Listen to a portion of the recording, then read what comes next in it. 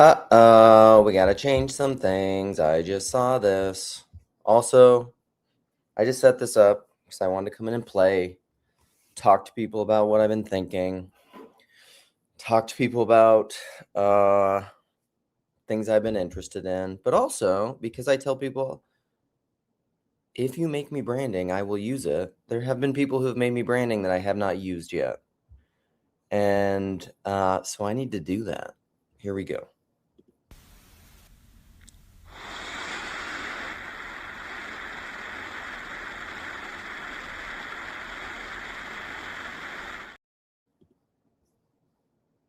Which is ridiculous. And I love it. Thank you, Jason. That is from Jason. Jason has given, Chad has given some to me. Jason has given some to me. 2 days in a row. You know it. I won't stop. Can't stop. Listen. When I have time, when I am able to do it, and it does not negate from, this is really the thing. When I can do this and it doesn't pull away, subtract, take me out of the fullness of my family life and obligations. And this is something we always say in the TLC, when this is additive to the fullness of your life, which I would call good or healthy, versus detracting from or taking away from or distracting you from or a cope or whatever, then it is good. And I try to keep that in balance, you know, because the reality is I have a wife, I have children, I have commitments, covenants, obligations. I can't get too practically, temporally, or emotionally absorbed into the TLC, despite how much I love it. And it is a great hobby when you have it in its proper place. Everything in its right place. Am I gonna get a copyright strike? And that's how I think in song lyrics. They just, they come to me like that. And I love Radiohead. I'm going to do a lot of show and tell. Some of it will be thinky-talky TLC stuff I'm interested in. Some of it will be books. Some of it will be music. What all are we going to talk about? Some of it will be maybe the Minnesota event that we're trying to do around Martin Luther King weekend in Minneapolis. Maybe this winter. I'm guessing like 75 to 100 people, somewhere in there. What else? I wanted to add. Oh, I got to add a banner. Let's do, we got to still do, oh, it's going.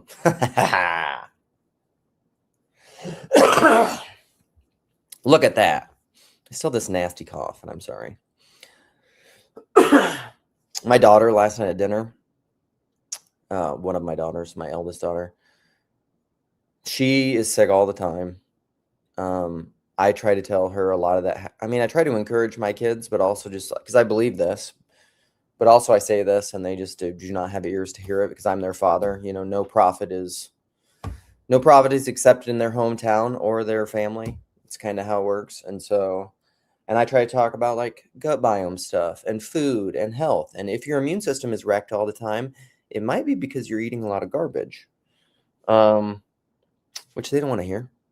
They don't care. They don't care what I have to say. And, I'm going to go get more show and tell because I just saw something. So if you can still hear me, I'm coming back. More show and tell. We got it. I want to show kid art stuff because it's fun. And I saw a fun picture of myself, or a good picture. Fun.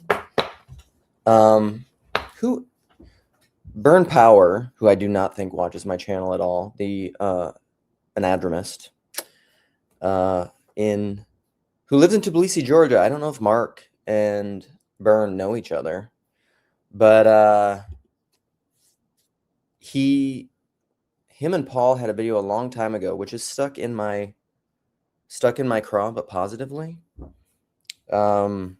Which aren't idioms fun? Like, where did that come from? I often think that, like, what a crazy idiom. Where did that come from? Get stuck in your craw, which has a negative connotation, but I used it positively because I'm a weirdo. I don't know if Mark and Byrne know each other, but Byrne had a video with Paul about the divinization of fun. And listen to when people talk. Fun. Did you have fun? Was it fun? You like fun? Let's have fun. Fun. Everything's about fun. Yeah. Stephen. Amen, brother. I'm finding that with it's a different kind of busy, but like teenagers is, I mean, 3 jobs is a lot. I feel that too. Sometimes I feel like I'm balancing. I don't know if I've ever got to the 3 job level. I've been very overwhelmed at a 2 job level for a lot. And this is very fun. Brett, I already texted you this morning, and I'm going to talk about it because I've been interested in it. WayneFair's conversation with Nate Heil, one of my favorite topics, Christian Universalism. Wayne has not been around a lot. we got to pull it up since I'm talking about it just to show it to you. It's over on Grail Country. You know what I'm talking about. I'm about halfway through it. It's very good. What I shared with Brett was particularly Rose Anvil. This dude is awesome, by the way. Love him. If you want to learn about shoes, leather, quality stuff, like this is my quality shoe person, Rose Anvil. I didn't even know I was going to share that. The algo just showed it to you. But Wayne, Grail Country. In particular, there's a section in here where he ads. We don't care. All right. Sovereignty of God. This is what I sent to look at Mandy. Mandy's here. Really? That's so interesting. Wayne used to follow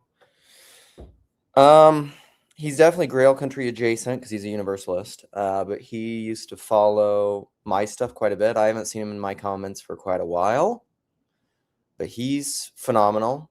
So there's a little bit of a rando in that. He talks about his background and story, which is very interesting, from Roll Tide, Alabama, whatever the town is. I forget the town already.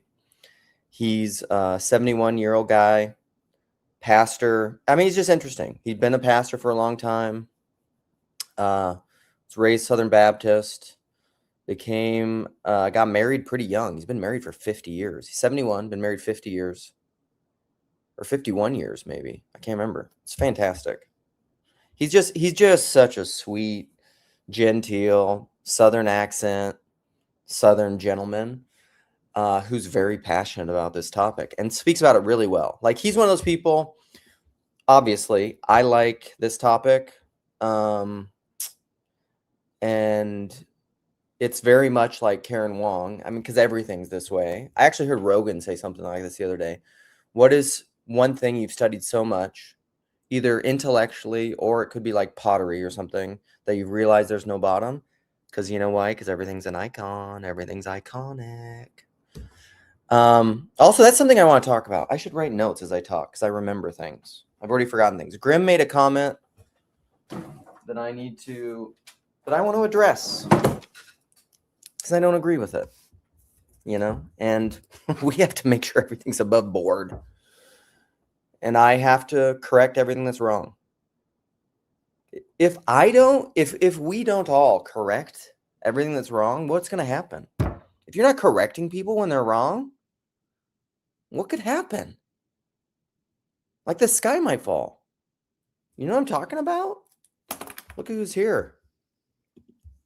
Here we go. Steep slope. This is the thing. People might listen to this. They're not going to listen long. Like, even, for example, Gavin popping on Jacob's stream the other day. If Gavin came on my channel, or if a lot of people came on my channel, if like serious people came on my channel, serious intellectuals, and they were watching this, it's almost equivalent of Grimm. It's like Grimm's. It's like, what are you doing? They probably think he's satanic. What's going on? If somebody watched my channel, they'd be like, It'd be like the comments that Claire has in my comments. It would just be like, you're like embarrassing. Look at your hair.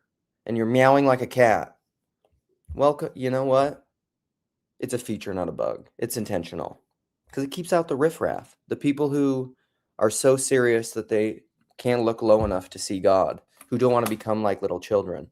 Come on, serious play. Let's rock and roll.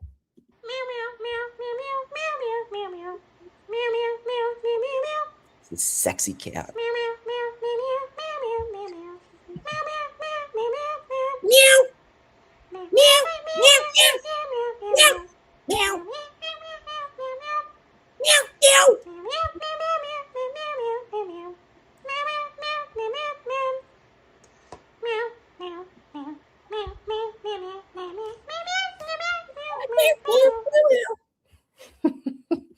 Donnie, you get it.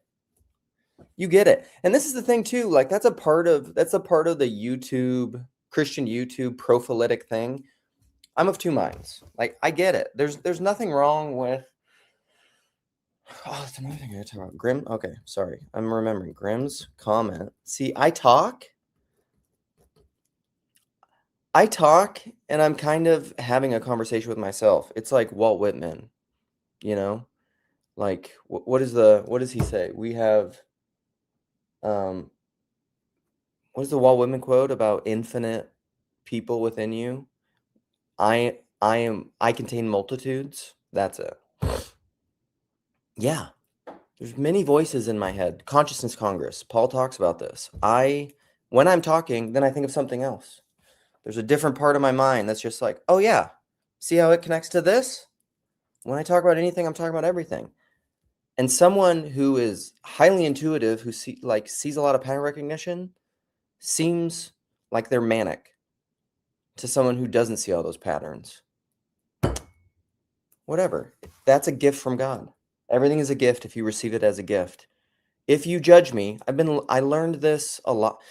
I had another great lesson in this yesterday. If you judge me, I don't know. I can't control that. That's your call. That's between you and God. You know, not my responsibility. I'm not going to try to control it or worry about it. Is this fun? Also, that's another thing we could talk about. Mark's conversation with anyhow, let's pull. I got to finish this. Sorry, Mark. But Mark's conversation was great with your pastor. Okay, we're sharing. This section on the sovereignty of God was very good. It's something I would love to riff more on in the future sometime because I feel like I had some micro planted seeds of future epiphanies when they were talking about that. Because I think the sovereignty of God is often poorly talked about. And I think the line they're going in it is interesting. This section on when Wayne starts talking, it's about where I am in the conversation right now, where he starts talking about the ontology of Christ. Yep.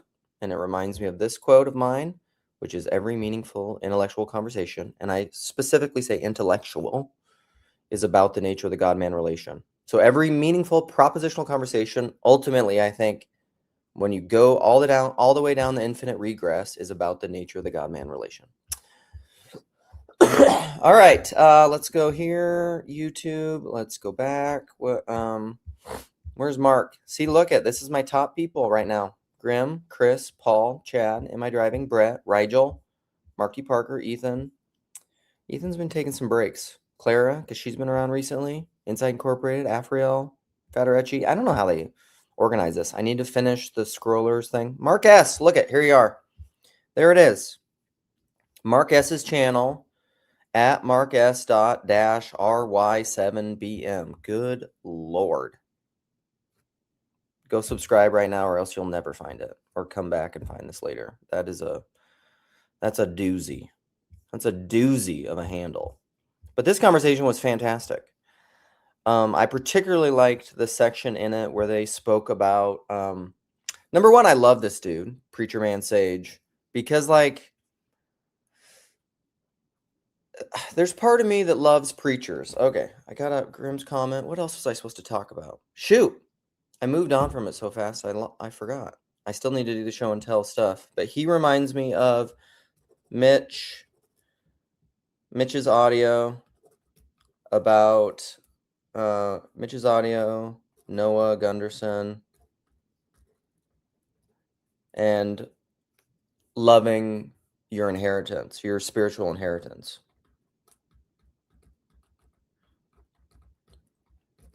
Okay, I got to get better at writing down notes of my own consciousness congress.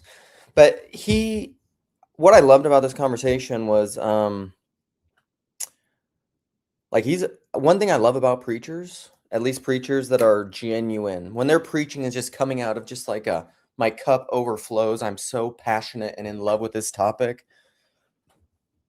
I love people who love what they're talking about, who genuinely, effusively love what they talk about. It's just like bubbling out of them. I love it. I love lovers.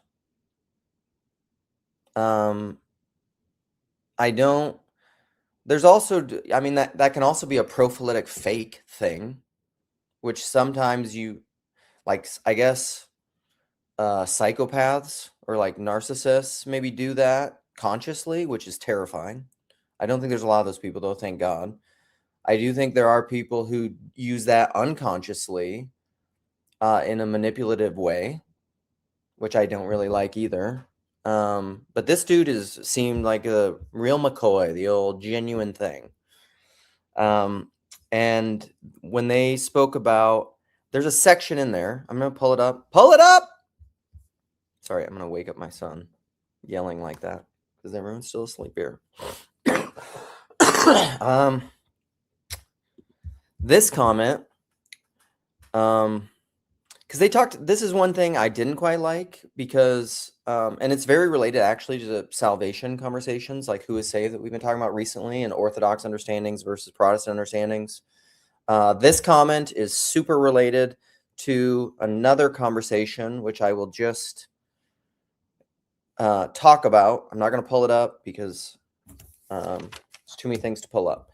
But the Dirt Poor Robbins guy, Neil something, Neil, not Neil Daedalus, not Sourdough Neil, the other Neil, who is, I don't even know if he's corner adjacent, but he's friends with Peugeot. It's like some Orthodox musician dude, that Neil.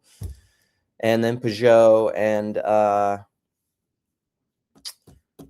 who's the guy that was raised Oriental Orthodox, who's like very prophylatic Christian YouTube? What is his name? With like the curly hair thing. It's like almost a meme. Who's like a rapper. Who's that guy? Do we know what we're talking about? Yeah, Neil deGrade is right. Thank you. Who's the like Christian rapper, raised Oriental Orthodox, now very evangelical, who does the Christian YouTube thing? What's that guy's name? You know what I'm talking about. Not Weird Al, not Agent. Shoot! I feel like I have to tell you now because it's his channel. What is the channel? I'll look at my YouTube stuff because I listened to it yesterday. Bison. Bubbling Biblio Bison, not Jelly Roll, not Weird Al. I don't know who this is. Ruslan. Now we're talking. Ruslan, Rusian. I like that you said Rusian because I'm sure he was raised Slavic-y, Eastern European-y. Ruslan. I don't know where he's from ethnically. Oriental Orthodox, where would that be? Whatever. But Biblio Bison, our very own Nathan, one of our Nathans from the corner, who's an awesome dude. Dude, he's Armenian. Interesting. Yeah, no, that's right. Yeah, Armenian Orthodox. Yeah, that tracks. Okay. Also, welcome everyone. Thank you, Ian, for being here. I'm gonna open this up after a while. I decided I want to do some things. I have the show and tell. I have all this. So Biblio Bison Nathan, great rando, by the way. He's one of the not ortho bros, Orthodox dudes that I really relate to. Like he's vibing. I think in my he's tracking. I'm picking up what he's putting down. The seeds he's scattering, the breadcrumbs that he scatters, I like to gather, and I like to do this, which is like meow meow kitty. but like a mouse. Also, I want to watch that show that Neil Daedalus, that like cartoon that he loved, like his childhood show, which might be the next watch party thing.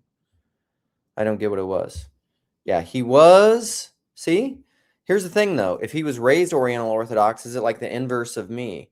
Where like most of what he's been initiated and most of what has formed him and most of the quantity of the duration of his life, if we could think about it that way, time spent has been Oriental Orthodox. So now that he self-identifies as Protestant, is he really Protestant? And yes, we're all Protestant now, but like in the same way that I'm now in my self-identity Orthodox outside, most of what's inside is very evangelical, is the evangelical mutt. There's a beautiful blue jay outside the window in my tree. I salute you, my friend. We have a bird bath in the backyard, and we get birds sometimes. Oh, a runner came by and scared him away. I was enjoying him. How dare he? But I think Ruslan is still, you know what I mean? We're all like, what are you? I don't know. It's all complicated. So anyhow, but Nathan said that the tail end of Ruslan, Neil Degrade, whatever his name is, not, what was it? Donnie told me, not Danny. Bird theory, yeah. The end of that conversation, they get into the what is salvation conversation. I thought that was very good. I thought it was good. I thought the Stephen Young one was good. I thought that one was good. Snitching, schisms. Also, I continue to like, so go watch that. Go watch that conversation. Oh, I didn't even talk about sorry, this is what happens when you're free rolling, which isn't free reeling. But here they made some comment, not snidely, unconsciously, just like dunking on Universalist as a monolith. And I was like, nope, I'm a Jesus only Universalist. I'm not like a fuzzy perennialist, do whatever you want, Unitarian Universalist, which is also something, again, back to the other conversation that Wayne and Nate talk about, that very explicitly, all three of us are Christian Universalists. And they talk about that title. Is that the title you like? And Wayne says, yes, that's the title I like because it's complicated.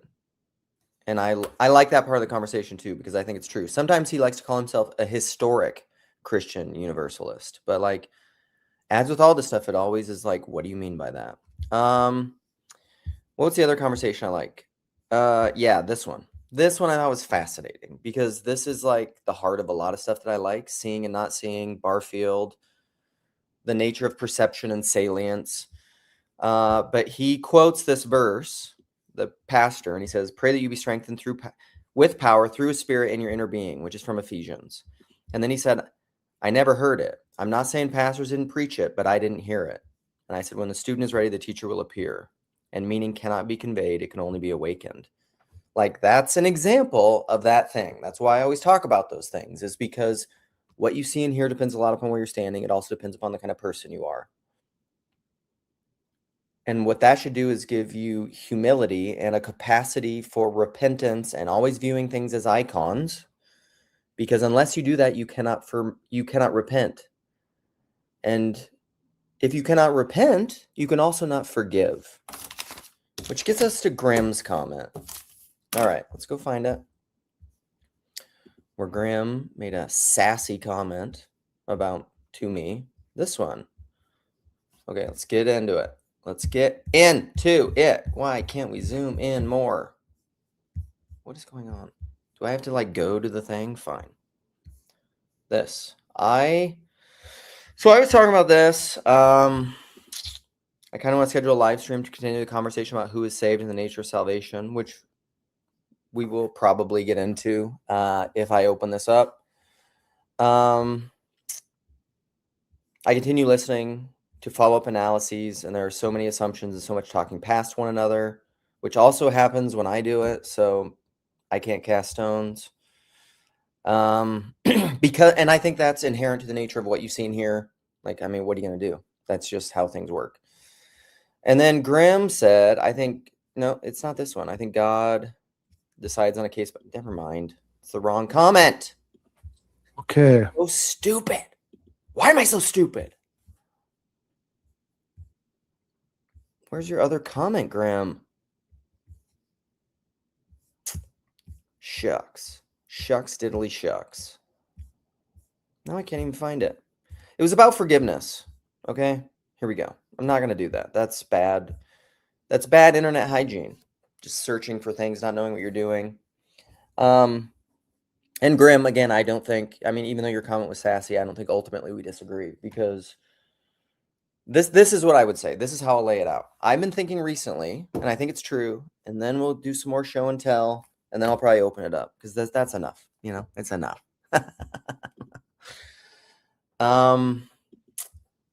Is I think, I have been thinking, I am beginning to think. This is also very orthodox, right? Are you saved? I was saved. I am being saved. I will be saved. It's like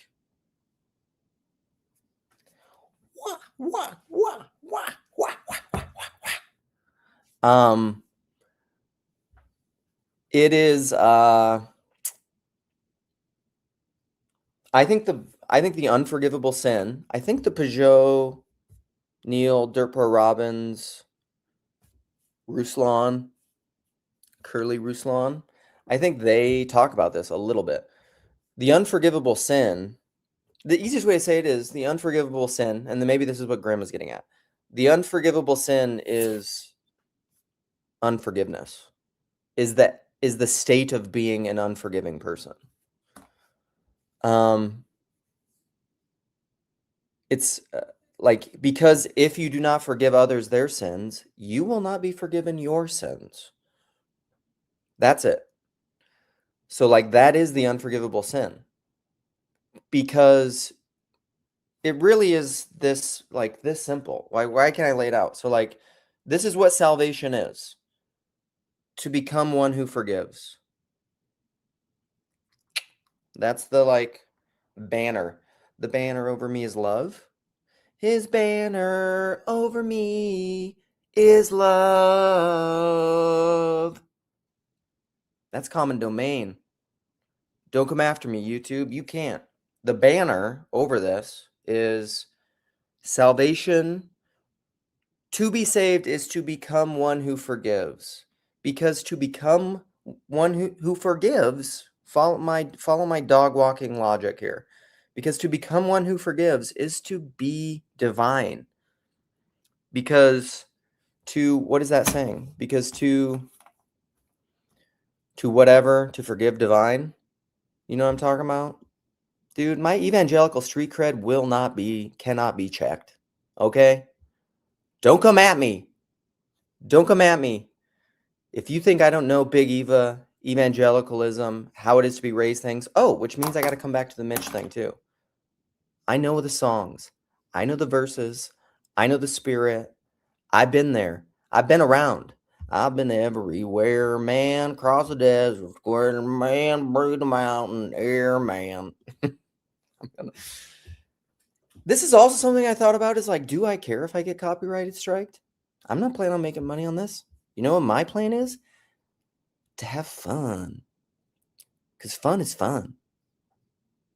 And I want to divinize fun. To become like God is to have fun. That's not true. Oh, we should talk about this, though. What's the Philip Seymour Hoffman? Happiness. Great short. Because I was feeling like live streaming on that. Okay, so we got to do Mitch. Happiness, but I got to finish the banner. Salvation is to become one who forgives, because to become one who forgives is to become divine. And if you do not forgive others their sin, you will not be forgiven your sins. Ontology is forgiveness. Because Christ is the only existent one. That is my cosmology. To live as Christ. Like, I really do think this is how the fathers and the Orthodox think about it. To live as Christ, to die as gain, What exists is Christ and what has been united to Christ in the eternal now, which is being, and we are in becoming, we are potential coming into actuality, who is Christ, the God-man. This is like Christian stuff. And so salvation is to become one who forgives, because that's what Jesus did. That's who Jesus is. Jesus is God's forgiveness. George MacDonald. And so to be united to Christ is to be a forgiver. And all of this has some pretty radical implications on, this isn't just like esoteric, Gnostic, propositional statements.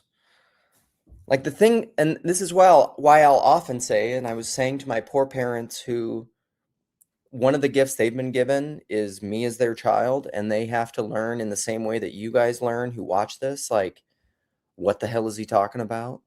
Who sired this boy, as my dad said? My poor mother right now, I sent her some of this stuff on salvation and orthodoxy, and this is what she said to me. My poor, sweet mother. God bless you. God bless you, who will not be named because I don't want to name you. But my mother. She's also on Signal, and I sent her a message. What did I say to her? Oh, yeah, I just told her, because I'm sure she knows who Gavin Ortland is, and so I was like, Gavin was on a stream I was on, and I sent her that stuff. And I also sent her the Stephen DeYoung conversation, because I've become Orthodox. I want her to understand Orthodoxy. I feel like that was a really good conversation between like Protestant Orthodox thing. And she said, I listened to almost all the first video. I have to say it's over my head. I don't know enough about Orthodox religion or the language they're using. I will try to listen to the other one today, or at least parts of it, to get the idea if it's not over my head. And I said, yeah, I can understand that. Part of this is pluralism. Part of this is what TLC is doing. I'm going to connect back to forgiveness. We have to talk to each other, and we have to be able to communicate to each other, and we have to have spaces of communication with each other, because there's masculine and feminine, like the church, who is, this is early day. Jacob was saying all this stuff the other day. He was listing all these people like Joey A. Do you know Joey A? I do. Yeah. I mean, I've been here. I've been here since the beginning, but then Joey and Paul and all those people started the Sacramento Estuary, and I'm trying to remember the dude's name. But anyhow, he said the church, the modern church now, this is one of those things that's stuck in my craw positively that I remember, callback, is that the church has become a masculine space with feminine language when it should be a feminine space with masculine language. And to me, that's true. That should be the medium of a space where you have conversations. It should be feminine, welcoming, inviting, coming in. But we should also say what we think in like assertive ways. I think if you're going to have intellectual conversations, I think that's what you should do. Feminine space, masculine language. And forgiveness. Okay, I got to wrap this up and then open this up, because I'll just keep going forever, which will be eternal conscious torment. You have to talk to each other in a way that is agapic. It's a dance. It's giving and receiving. It's, a lot of these conversations would probably be better if we had 2 ears and 1 mouth. If we do the active listening, right, and repeating back to you. This is why I mentioned like couples therapy, Orna, psychoanalytic stuff, therapy of like, repeat back to me what the other person said, not only what they said intellectually, but what you hear them saying and needing and feeling. Because like the Peugeot Gavin Ortland conversation, like when Peugeot brings up church hurt and like, what's the quote? Like the George MacDonald quote, I think that someone referenced, that just like either lights you up or turns you up. Like, I turned with repulsion from the God of Jonathan Edwards, like that thing. That there's a lot going on there, and you can take that, you can try to attack that at the propositional level, but I feel like you'll miss the person. You have to address like the hurt. And a lot of this, granted, for people that have become Orthodox or like Universalists or whatever, like they are rejecting certain aspects of closed, exclusive, dominating authority that they were taught. They were taught like Christianity has to be this. And if it's not this, propositionally, it's not Christian. And there are certain people who are maybe high in openness and contrarian or open-minded or thinking, who are always looking at the fringes, or who get exposed to something, who are like, I can't believe that. Which again, here comes Polanyi, Luke Bingo. Doubt and belief are ultimately equivalent. Doubt relies on a subterranean set of tacit belief in something else. So what that means is doubt is belief. It's just apophatic belief. What doubt is I believe something which is not that. I doubt that. And because I doubt that, I believe something else. But I don't believe that closed system set of beliefs. And again, back to WayneFair, who's recently started getting into Hegel a little bit, and he thinks Hegel is very much a Christian, or he's beginning to. He said he also admits he's just a baby in Hegel, but he's becoming interested in him. I'm no Hegel expert, but I do like this quote, which I learned from our good friend Kalia, who has a fantastic rando with PVK.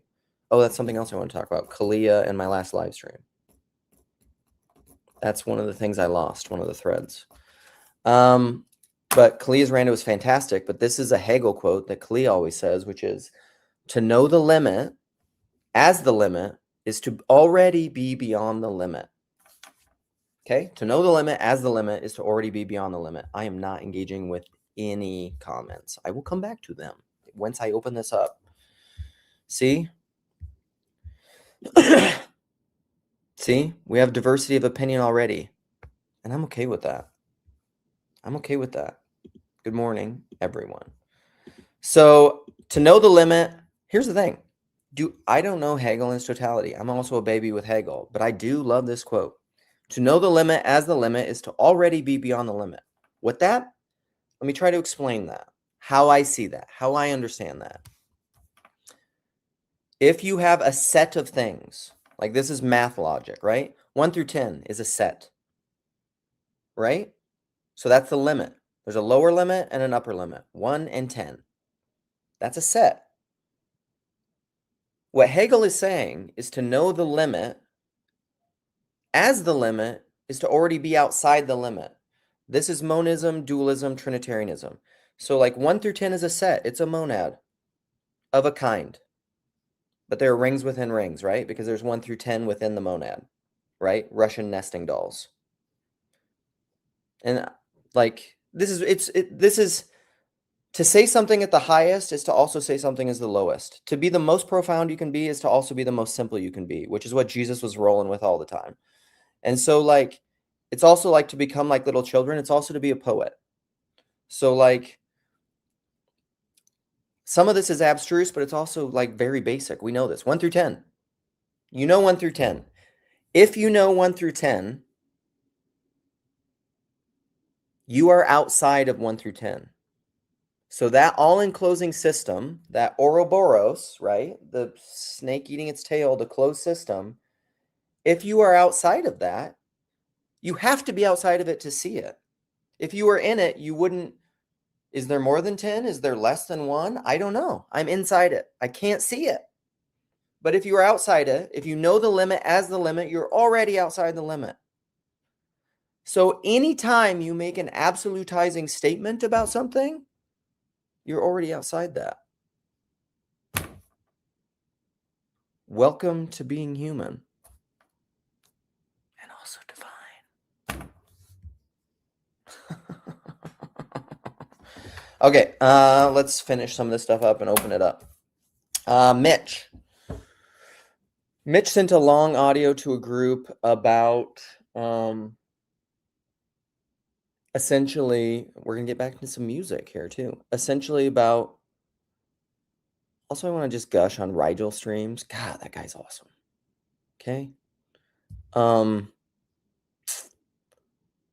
His streams are fantastic. If you're sleeping on Rigel Winsong Thurston streams, like the way his mind works and he riffs, part of it is a narcissism because my mind kind of works that way, although different, obviously. But he's so fun. And the music, poetry stuff they do, so unique. Such a great thing. I'm coming. Well, I stopped the Hegel thread. We're getting back. I love Chad. I do love Chad. What I will say about Chad is when anyone is talking about the TLC and they're talking about someone other than PBK, the first person they mention every time is Chad Matthew Albin. And then it's Graham. And then it's maybe me or Sam or someone else or Ron Copperman. All the micro celebrities we talking about here. You know what I'm talking about? You're distracting me. Back to Mitch. He said he was talking about church architecture and Protestantism and how sometimes a lot of Orthodox will say Protestants don't care about beauty. Again, like it's a caricature. It's an absolutizing statement.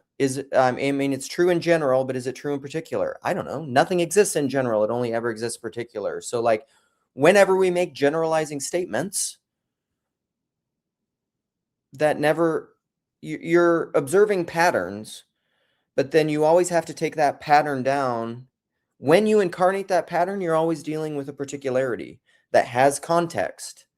And so the pattern always applies and doesn't apply, which is crystal logic. So like, and he was describing his hometown in this church that this guy built, this evangelical church, and how it had 3 spires and glass all the way to the top. And he's just like, and that was beautiful. I love that. That church was a beautiful church. So like, it's never, all these things are never true. And essentially what he was talking about was loving it. I agree with Mitch fully about this, that like it is wrong to not love and appreciate the goodness that you've been given by your religious tradition, whatever that was, whatever it was. I love my spiritual inheritance. I love it. I love how Bible focused we were. I'm so saturated in the Bible in my youth. Like I'm sure there were people that were more, but like not many. I mean, just picture Bibles all the time, just looking at biblical maps, just reading Old Testament stories, just Awana, memorizing scripture verses. My mother, when she was homeschooling me, memorizing biblical passages. Like I've often talked about the book of James. I remember when I got into the MacArthur Bible study method, where and John MacArthur, a lot I don't like, but I like this.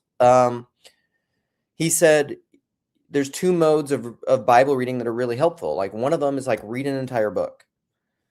Just like read an entire book cover to cover, like a book of the Bible. You know what I mean? Like one epistle or one prophetic thing. Like read Malachi, read Jeremiah, read it in its entirety. Read the whole book of Romans, please. Please, Lord, read the whole book of Romans. It's fantastic. Quick aside, we had a Minnesota event planning thing, and someone who like isn't as Bible-y, me and my buddy Gents were there, and I mentioned him because he's somewhat corner stuff involved in the corner, and someone else mentioned something where they were just like, you know, should essentially like bad things happen so that good comes of it. And I was like, yeah, you're essentially quoting Romans 6. And I was like, should sin, where the trespass increase, grace abounded. But then Paul says, anticipating, so should we sin, the grace will abound? Absolutely not. And I just quoted him St. Paul. He's like, oh, I've never heard that. And I'm like, yeah, the Bible's pretty flippin' awesome. there's a lot of stuff in the Bible that people don't know that's in the Bible. Again, back to the Mark S conversation, because they weren't ready. The teacher didn't appear.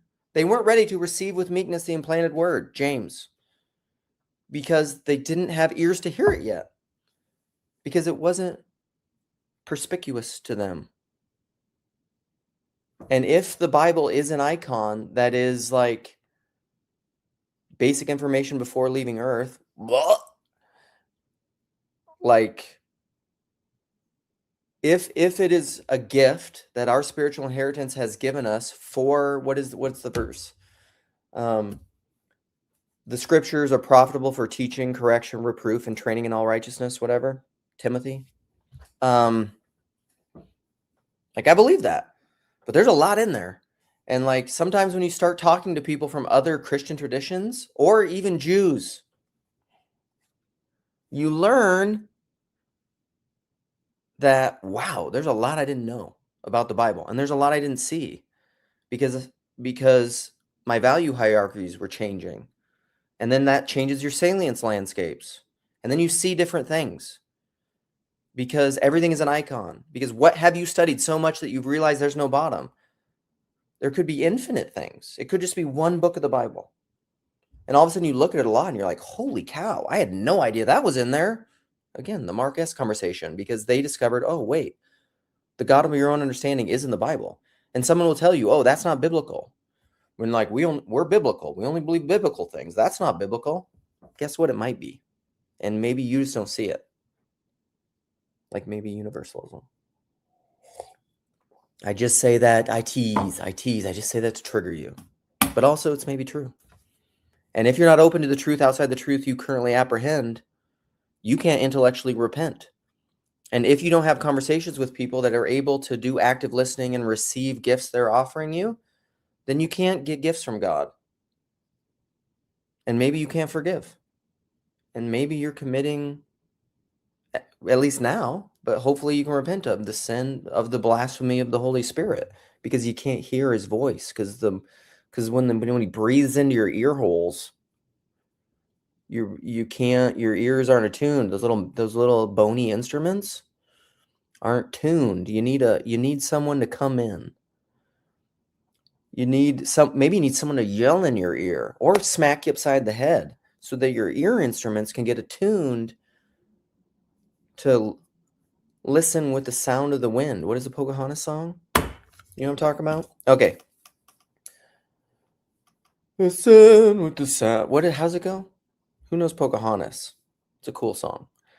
The Disney Pocahontas. That's what I'm talking about. Not the real Pocahontas. If you know the real Pocahontas, that's kind of cool. Put it in the comments. So Mitch, wrapping around Mitch.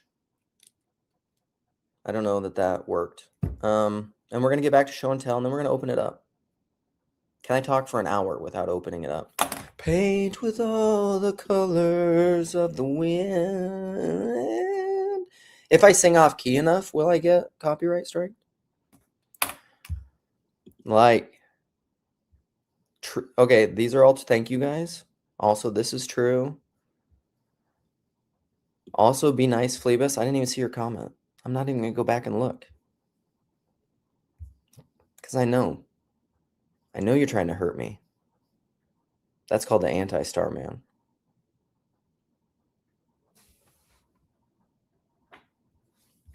All right. Mitch's audio made me think of this line from Noah Gunderson, which I love. I was going to pull up some Middle Kid lyrics the other day in my live stream too, but I didn't.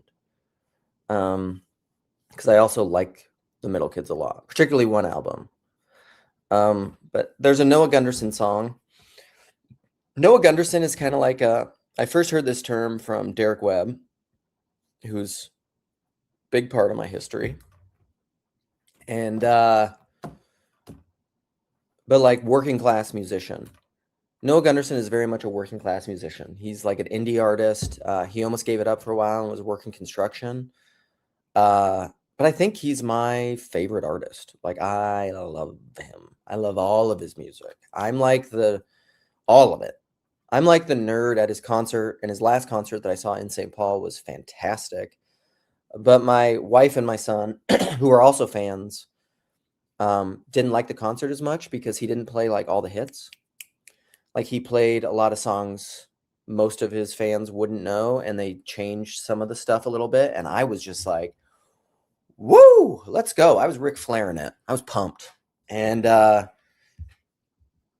yeah, probably, kind of. I mean, I love Noah Gunderson. Love him. And Maddie Diaz is coming up. Oh, Jess just messaged me. Look, the Dirt Poor Robbins guy is annoying me. Jess, I'm live streaming. Stop watching that video. Get over here. Tell me about it when I open it up. That's interesting. Maybe I shouldn't have shared that.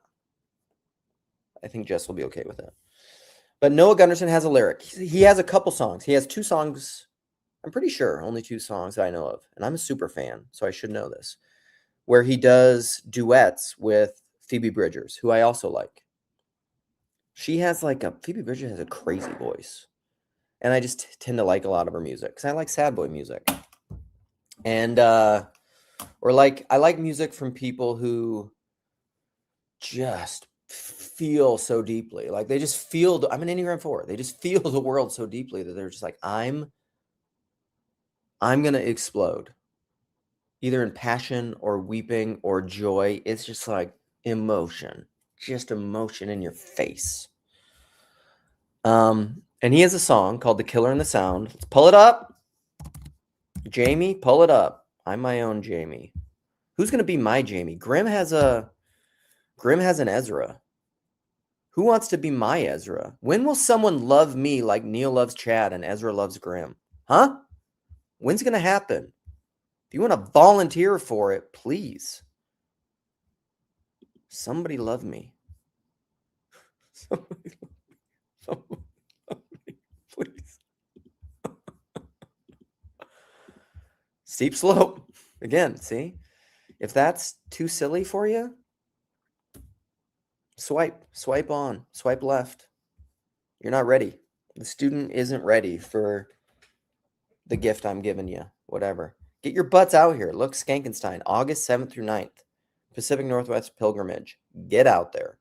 Also, check out Pink Chair Therapy. Therapy? Because it used to be called something else. This is Rebecca. This is Jason Schweisler's wife. And this is her father. And it's actually, I love it. I actually love it. I don't watch it a ton because it's kind of TLC adjacent because Jason is TLC. Rebecca is kind of TLC adjacent because she's his wife. However, she's making YouTube comment, which is more than most of our wives are doing. And this is cool. This is very personal. It's her and her dad. Jason was on one of them. And her dad is like a great therapist. I mean, they talk about stuff I really like a lot. So shout out to that. Also, shout out to Skanks. August 7th through 9th. Get your butts up there. Also, below in the thing, do go to Breakwater London right now. I mean, they're probably in the afternoon. They're probably in the middle of some sessions. Right now. In the middle of it. They're in the heat of it. Oh yeah, I was gonna do Noah Gunderson. Noah. See, this is the things called Little Cup, one of my favorite Noah Gunderson songs. Noah Gunderson Medium Build. They don't have any collabs, I don't think. Pillar Assault. He has a huge part of the reason I love him is he's kind of like a Dave Bazan. I don't think he self-identifies as a Christian now. Who was raised like very Christian, very Christian-y. So he has like tons of Christian references and Christian heart and Christian, like he has a lot of Christian pain. But it's in there. It's deeply in there. And one of his really old songs is called Jesus, Jesus, which is fantastic. But he has a song with not Gunderson. Who Phoebe? Yeah. So 2 of their songs, one of them is this, The Killer and the Sound. This is the song I'm talking about, where he has a lyric. Good Lord, I've been going off for a while. This is about the Mitch audio. It's a great song. One of my favorite songs. A great video. Their harmonies are fantastic. The way they do the medley is so good. I mean, it's got 2.3 million views, and he's a working class musician. So, like, it's got a lot of views. I mean, part of that's Phoebe Bridgers because she's more popular, but it's fantastic. But he has a lyric in the second part of the song where he says, how many times will I shit on what I'm given? How many times, or will I sit up and listen is the lyric. I'm forgetting it exactly, but he's, it's so good. It's so good. Okay, I need to check out Adrian Lankard because it's high praise. That's me doing the impression of that SNL guy. Not Andy. Who knows what I'm thinking? Who's like the Adam Sandler after Adam Sandler, who's now retired, who did like the who did all those skits with those like three friends who are all very Jewish, who did like all the funny skits. And Andy, come on, give it to me. But anyhow, that was me doing the impression of him doing the impression of Nick Cage. It's high praise. Sandberg, thank you. Good grief. Appreciate it. What else did I have to say? Oh, I don't know if I'm going to do that anymore. Oh, Cal, two more things, quickly. I'm going to open it up. Sorry, I've just been doing this too long. I'm going to open it up. I'm going to pin it. And people can come in and play. I really do want to talk about the Philip Seymour Hoffman short on happiness, because I think there's a lot there that could be talked about. I also really want to just either encourage, and if that won't work, shame Kalia into doing a commentary on Ottoman Bob, Adam, who came into the last live stream when we were talking about Huli.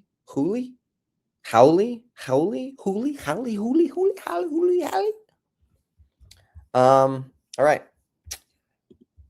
It's been pinned. Lonely Island. Thank you. The Lonely Island Boys. A lot of it was super great. With such bangers as Dick in the Box. Their yacht video.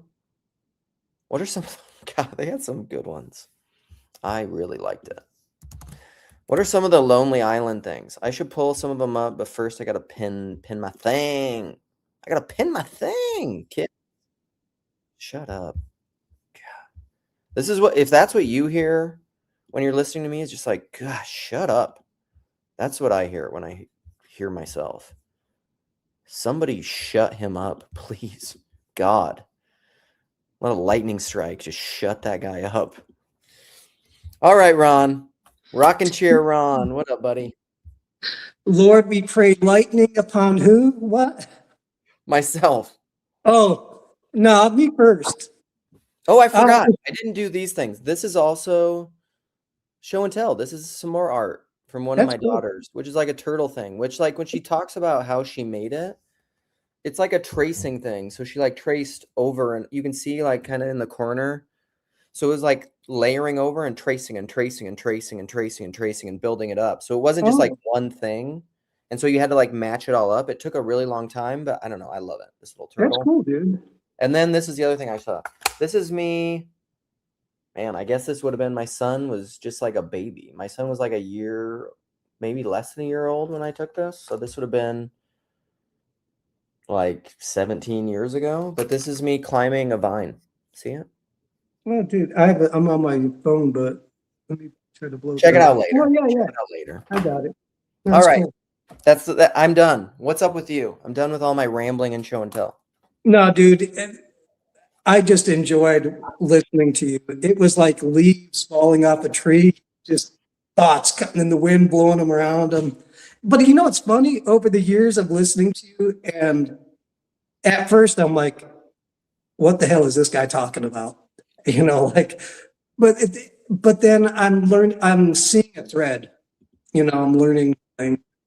I do. And you know, what's funny is I'm trying to understand your position, and I think I don't agree, but that doesn't mean I can't understand. And I don't think that doesn't mean there isn't something to think about in that. So two things. Yeah. We just had like one of the biggest hailstorms we've ever had yesterday here. And I'll show you a picture. All right. Which you won't be able to see because you're on your phone, but you know, for the other people out there, because there was some actually pretty big hail. I'll just show the one where I'm holding the biggest pieces I found in the yard in my hand. Oh, dude. Wow. But like, it was all over. So there are leaves. It's not fall. There are leaves all over the ground outside. So like when you said leaves falling, like that's what I was thinking of. And then also, yeah, I mean, that is kind of the thing that I do. It's like circumambulating, but I've really come to think that the way that I talk, even though it's propositional, it's highly personal because I'm showing things for my kids. I'm telling stories. I'm relating all these things, but I'm going out to these big ideas and then coming back.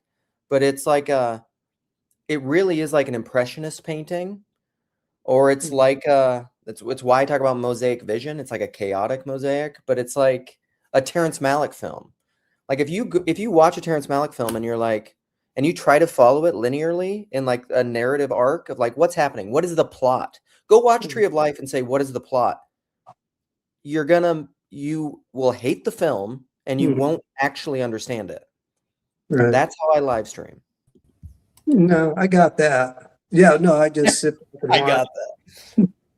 No, but I think it's the universalism. Scott, good morning. Oh, okay, got it. No, I mean, it's because I listened to you and, at first it was like, no, I'm like, this just doesn't agree with me. And then I'm like, okay, it's been a while. I'm like, oh, I understand why and how you think those things. And I've seen your progression from, I don't know what your original silo was, but now you're Orthodox. And I remember seeing some conversations where you had some really heartfelt conversations like, I think I need to go. And I respect that a lot. I mean, quite a bit. So it's on the outside, it just looks like leaves falling and like ideas coming off of a tree. But I'm like, there's something behind it. And I'm tracking with it. Well, I appreciate that, buddy. And I think that's true. Like that goes with my assertion that you can't understand anything without initiation. It's like the whole Peugeot thing. I often relate it to Peugeot. Like people started listening to Peugeot, whatever, 6-7 years ago, and they're like, what is this guy talking about? And now all of a sudden they're starting to understand symbolism because like you can't understand it until you've been initiated in it. You're just not gonna. And then the thing I wanted to show before we hear from Am I Driving, Scott, is this. That's why this is important. Oh, you messed it up, you dumb papa. I had it ready. But this Viktor Frankl quote, it's a Luke Bingo thing. Love is the only way to grasp another human being in the innermost core of his personality. No one can become fully aware of the very essence of another human being unless he loves him. By his love, he is enabled to see the essential traits and features in the beloved person. And even more, he sees that which is potential in him, which is not yet actualized, but yet ought to be actualized. Furthermore, by his love, the loving person enables the beloved person to actualize these potentialities. By making him aware of what he can be and what he should become, he makes these potentialities become true. That's agape. In logotherapy, love is not interpreted as a mere epiphenomenon of sexual drives and instincts and a sense of so-called sublimation. Whatever. That's a lot of $10 words. Love is as primary a phenomenon as sex. Normally, sex is a vehicle of expression for love. Okay, whatever. I'm not going to go into the whole sex thing, but like the first part of it, like I love that quote because it's very true. Like you can't understand someone if you don't love them. You won't. In any way, personally or philosophically, propositionally. I mean, I just think that's fundamentally true. Hey, Luke, I'm sorry to interrupt you. I got to go to a wedding today. Yep. One of my friend's kids are getting married, so have a great day. Okay. I'll be listening. I'll see you guys. Thanks for popping in. All right, Scott. I got to go too. I just wanted to say hi. Haven't seen you in a while. I'm going fishing up in the mountains. So rock and roll. Nice. I like your clouds. Peace. All right, Scott. How are you, my friend? Welcome. I just like what you were pointing at with the set. What I find, and I think the happiness is a good place to go. Because oftentimes when recognizing the set, I find in order to get some people to see it, sometimes things got to break. And then it's hard to stay happy or choose happiness or, you because you're wrestling in that tension of trying to love somebody, right? And they're stuck in the set. I'm thinking of the allegory of the cave, Yeah. Like, and it's so wouldn't say easy, but it oftentimes seems like, and this is what you point to, being angry and not sinning, that rage, like, what are we doing? And so I don't know. That's kind of where I'm at. That's fantastic because, yeah, I think what you're saying, this is what meditation on the tarot and Tomberg and the spiral is all about. Because the way out of the Ouroboros, the closed loop, where you're just like, the way that I see it is objective reality. My map is the territory. The way out of that is a fall, a break, a split, like within your own consciousness, a breaking of that. But then when you break that, the Ouroboros becomes the spiral, which is what allows you. And Tomberg says, like, what that is death and resurrection. Like that in an actual way, not just intellectually, not in a Gnostic way. It's like a death and resurrection. And that's the way it feels. That's what repentance is. Yes. That's what forgiveness is. Like it feels like a death. Yes. I have to die to my own. Lean on your own understanding, but in all your ways acknowledge him and he will keep your paths straight. That's what that is. I'm not leaning on my own understanding. I'm going to die to myself and not count myself higher than others, but count others higher than myself. That's what love and self-emptying is. Kenosis by kenosis. That's why, I mean, it's all that stuff. It's all the same thing. And how do you be happy in death? You know what and like, dude, it's like, It takes a lot of suffering to learn. Yeah. And that's the thing, because you were talking earlier too about like just the breaking in of itself is just, and it's so trying to stay in a place that is continually productive. And the whole idea behind, like, should we sin so that grace can abound? You know what I mean? And not allowing that to perpetuate and to become maybe you get up a level and then close it off again, right? To try to keep it open. So I'd be curious to know where the happiness thing would tie in then. Oh man, we could maybe just play that clip and then riff off it, because I think the happiness piece is huge. But that's and I want to get Claire in here too, but that's perfect love casts out fear. Like that's where I would go with that, because like if you are, that's the thing, it's like you're afraid of death, all these little mini deaths where everyone's afraid of like the big kahuna, the actual death, physical death. Like what happens after that? Where do you go when you die? Death. Like fear of death drive. That's for, people have talked about this forever. The fear of death motivates almost everything. And truly, I think Christianity, not just philosophically, but actually, because that's what true philosophy is, flips that. That's why in Orthodoxy, we say trampling down death by death. That's why perfect love casts out fear, is because like I can die in faith because like I don't have to control any of that. I don't have to know. I don't have to like say magic words so that I can actually not fear death, because I think I have now a control over death because I've said some magic words and I know Christ will bring me back. I don't really know what any of that looks like. That because you can't with faith. It wouldn't be faith otherwise. It would be control. It's so jarring within me. And you're talking about death, and I think that's important. But then when you go to spread that to the person inside the cave, you know you're opening up that same potentiality for just massive, crushing kind of thing. And so where is the line between protecting, right, their sensibilities, opening them up? You see what I'm getting at? That's so jarring within ourselves. Like, then I know to genuinely love somebody, you gotta bring them to the door, but also knowing that going through that door and them not being able to rise to the occasion. Mm-hmm. You know, it's that's no.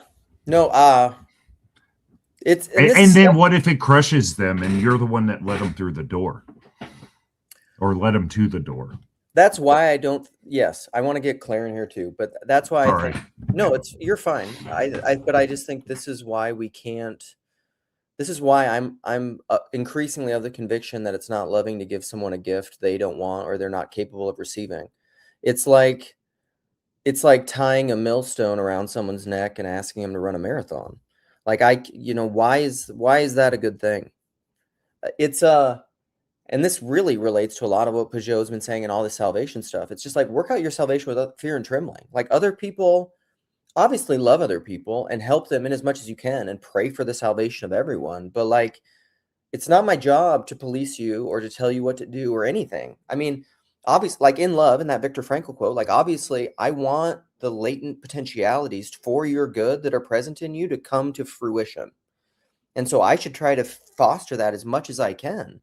But like knowing what any one particular person needs is fundamentally unique to them. Like, again, that's the general particular thing. There are no scripts for operating with human beings. That's the difference between wisdom and knowledge. All right, Claire, I want to get you in here. I don't want to talk about politics, so don't do that. But if you want to engage the conversation that we're having, that would be great. Sure. So you were talking about avoiding regrets on your deathbed. Is that a fair summary of your discussion? I don't know that that's what I was talking about, but it's probably related. Mm-hmm. But actually, I did come with a question to ask about Stephen DeYoung, because I was listening to his discussion with Gavin Ortland, and in his most recent video, he said, or he seemed to give the impression that he's never explained why he made the move from Protestantism to Orthodox Christianity. And Yep. I did have a quick look online to hear some explanations, but I don't think he ever explained it, did he? He told you it's not anywhere online. You're an Orthodox Christian, so I thought I'd ask you. Oh, why I converted? I'm sorry? Are you asking why I converted? No, I was asking if Stephen DeYoung, well, if you knew what Stephen DeYoung said about why he converted, that was really my question. No, I do not know. And he said, and also because I was talking to Paul Van. I think we have a leg. I think you have a leg, Claire. There seems to be a delay. We keep talking over each other. It's not intentional on my part. What?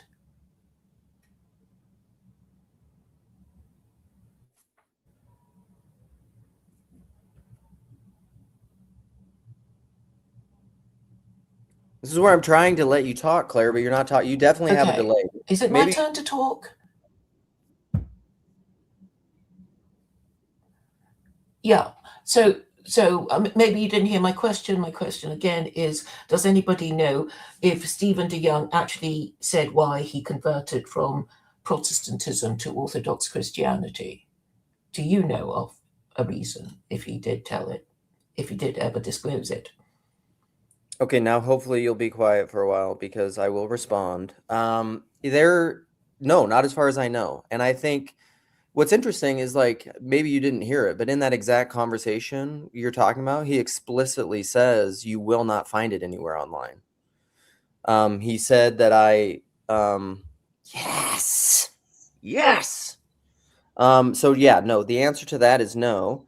However, I'm very excited because Me is here, and Me showed me who they were back screen.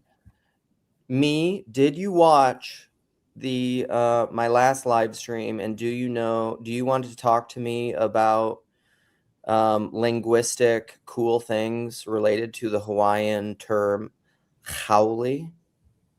Haole is like a ghost or a pale one, but I came here to discuss linguistic things, but I actually came to get my diction lessons from Professor Carr. Oi, I'm here for my diction lessons, aren't I? It's not quite Cockney, but it's got to be a bit more nasal. Oi, oi, Claire. It's got to be more nasal. I think Luke's got it right. You know, that's you just got to right. cut through all the engine noise. The TLC is so much cooler than Christian YouTube. Christian YouTube doesn't do this. Also, Kalia has like phenomenal, super in-depth. Like if you love propositions, if you just want to rub propositions all over your body and just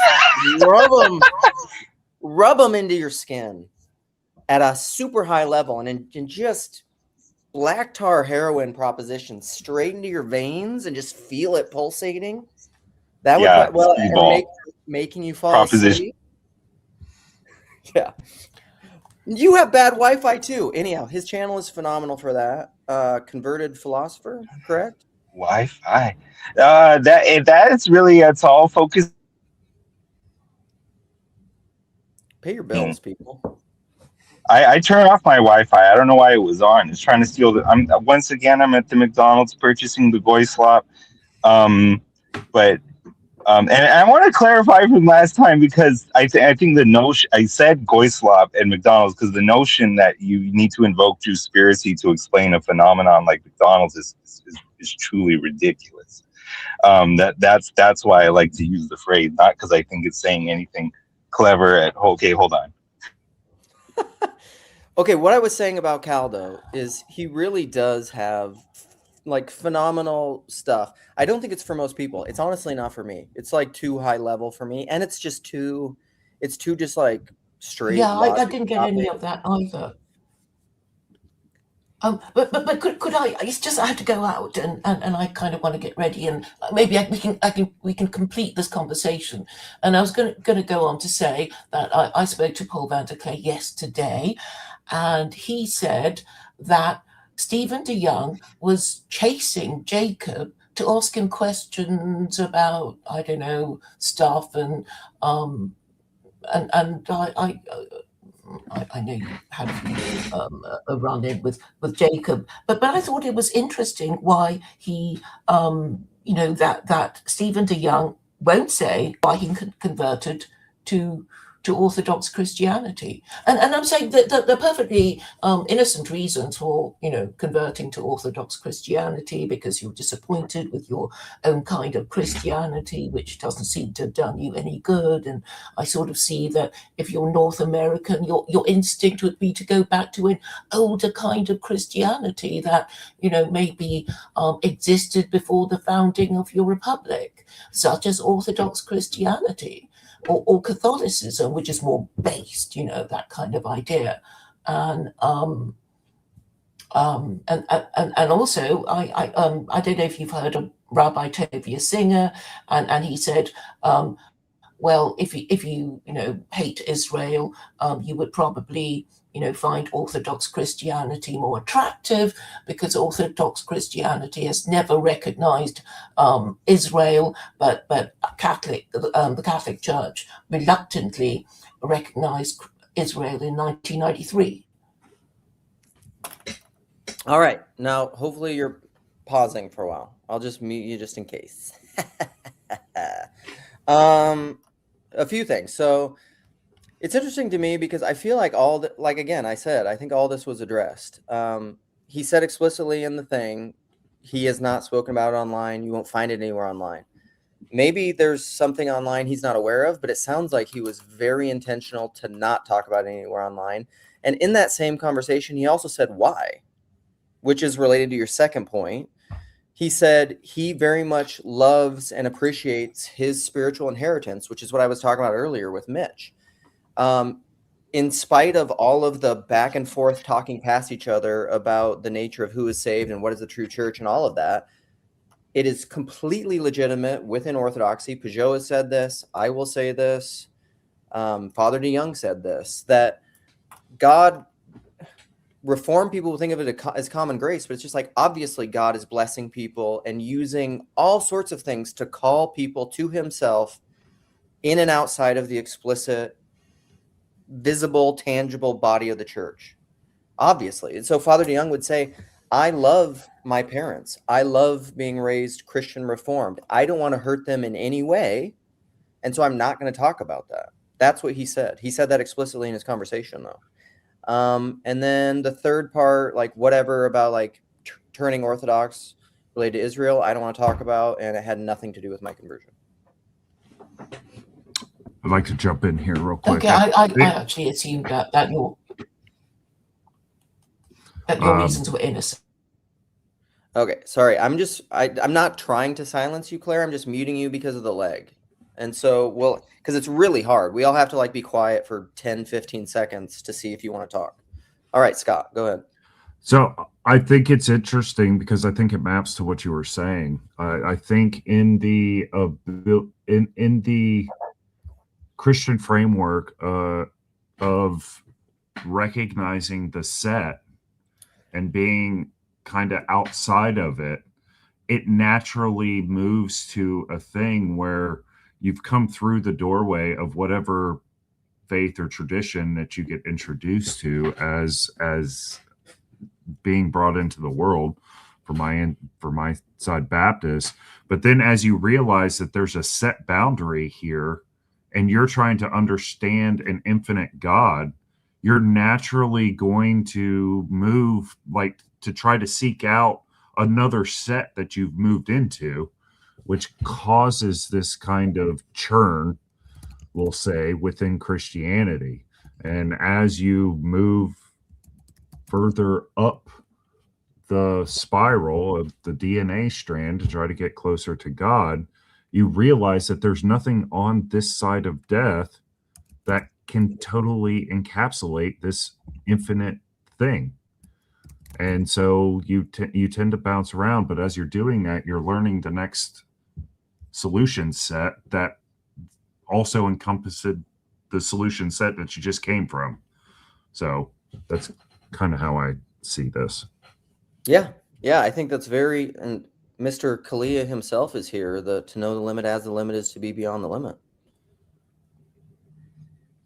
Are you lagging me? I'm not lagging you.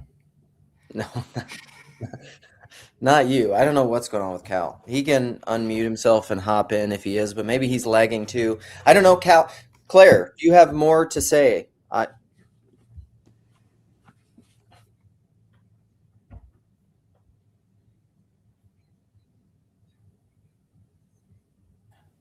Did you mute me again? I was going to ask if you've heard of Rabbi Tovia Singer.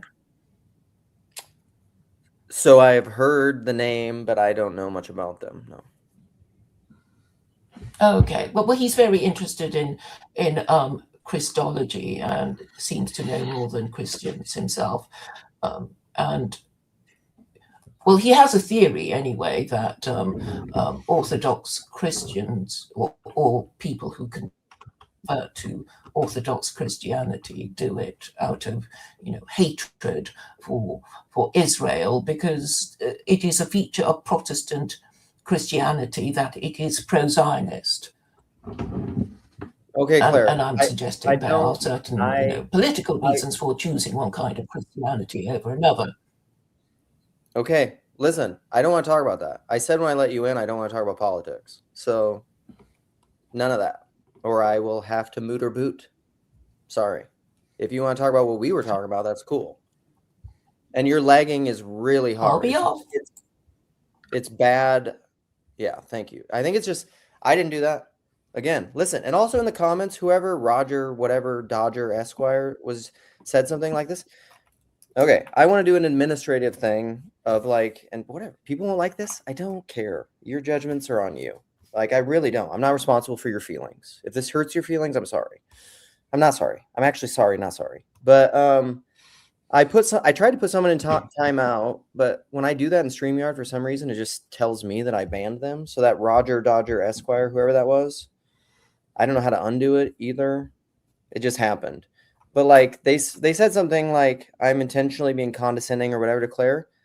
No, I wasn't. Not one time.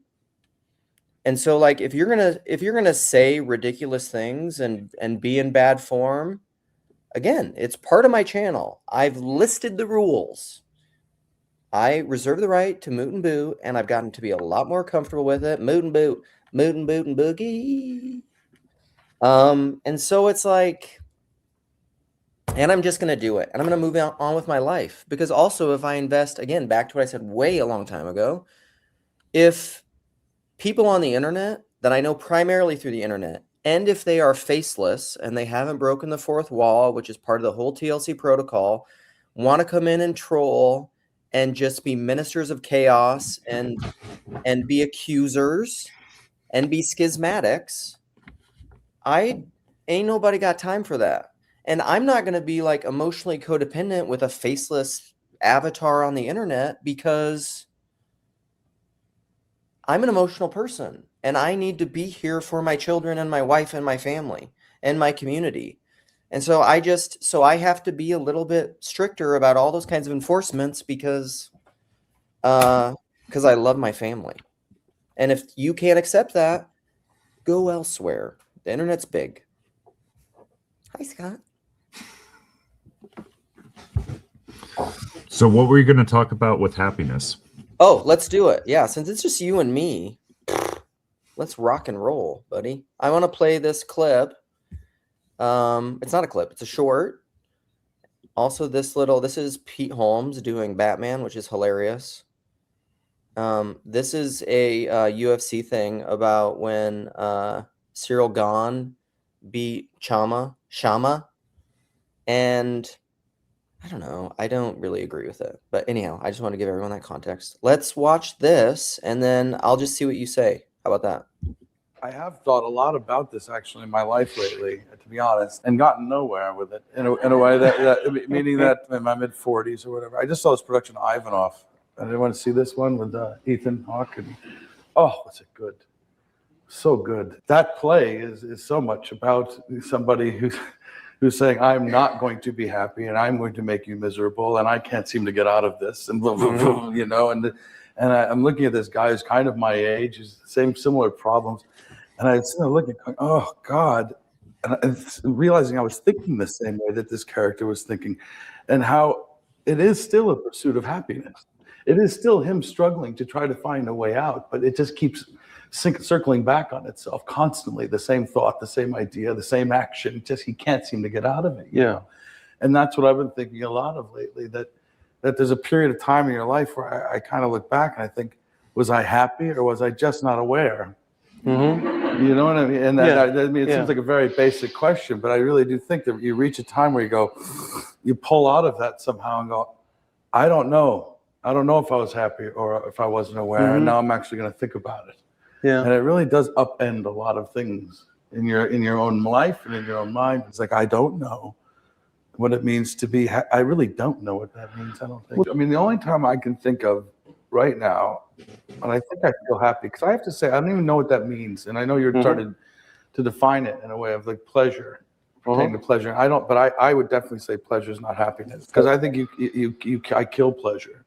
Do you know what I mean? Like I take too much of it and therefore make it unpleasurable. Like too much coffee and you're miserable. I do that to pleasure often, you know. And so I don't, you know, right? And there is no pleasure that I haven't actually made myself sick on. And I look at pleasure and I kind of get scared. And I think that, in my life now, I think I have 3 children, and I think I'm happy when I'm with them. Right. And they're okay. Mm-hmm. And I'd say that like the you know, and that means a lot this weekend. What's happened in our country recently. Sure. And I know people are thinking of that as I said it. That's why I said, because I was thinking of it. But I'm not bringing that up because of that event. Really, I'm just bringing that up because I realize that something happens in that moment when they're okay, and that's an important thing. Is that when I see them enjoying each other in front of me. And then they let me enjoy them in turn. You know what I mean? So it's me with the children enjoying each other, and then them as a group letting me enjoy them. that brings a feeling, which I would say is happiness. Now, Yeah. I don't know why. Right. I mean, I do know why, obviously, on the Right. surface, because they're my kids, and Mm-hmm. but it is a certain thing that happens, and I'm like, right now, this is it. I have thought a lot about. Right. That's the thing, which I love that clip so much, because you know what he's talking about at the end? He's talking about his own experience of perichoresis. That's what he's talking about. Yeah, he was hitting it all on the head, and I was amazed that he's like a better theologian than all of us. Yeah, but the thing is like it's kind of funny because he's just like, it is almost related to what he was talking about at the beginning, but this is the thing, right? Is because he knows all of that somewhat, but he said, I don't know what that is. It's like the altar or the monument to the unknown God. I was like, I can tell you who that is. I can tell you what that is. For sure. Yes, but who is the one that it is? Because you only have him in terms of whom to understand him. So it really means you don't. Oh, you mean like with Philip Seymour Hoffman? No, I mean Jesus. He's the standard of all things. So you only get Jesus in terms of Jesus, which means who's Jesus?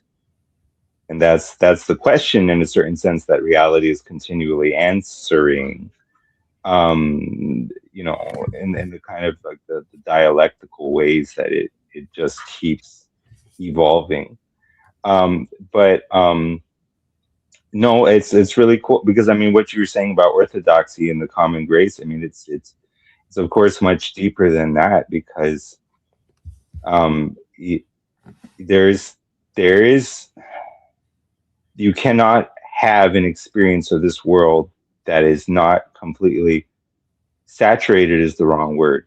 It's everything else is visible because there is a truth. There's a truth that is the light by which you see every fact. It's a truth, and it's transcendent by its nature. And everyone sees it. And everyone chooses to participate in it, you know, to the extent that in their free will understanding of what is true and less true, they choose the truth, and Jesus is the truth, which means it can't be something true and he's not in it, or it can't be someone does something true and he wasn't in that. Like the idea that someone could fall on a grenade to save their platoon and then go to hell, it's like whoever had that idea is not understanding that Jesus is the truth. That's a Jesus-y action. It's not done apart from Jesus. And he's, you know, if I would have died an atheist, I know that he would have, because I would have said, well, you know, if I would have known it was you the whole time, I would have lived different. And he would have said, you did know me. You knew me as the truth, the highest truths that you saw. Like Cormac McCarthy, no man is give leave of that voice. Say when you say I never heard no voice, when you stop hearing it, you will know you heard it your whole life. Corn. Muted. Sorry, thank you. Cormac is the best, because people describe him as like this depressing, nihilistic author, and I'm just like, again, it's back to what I was talking about with like salience, and like I read the Bible all these times and I didn't see it. Go back and read Cormac again. It's like the most Christian stuff ever. I feel like Cormac McCarthy is a theologian, and he's like, I gotta find God. So how are you gonna find God? He does it the right way, which is I'm gonna go into the most intense, worst, inexcusable, you know, just like hellish fiction. Exactly. I'm going to go into what is in principle unredeemable to see if God can redeem it, can be there.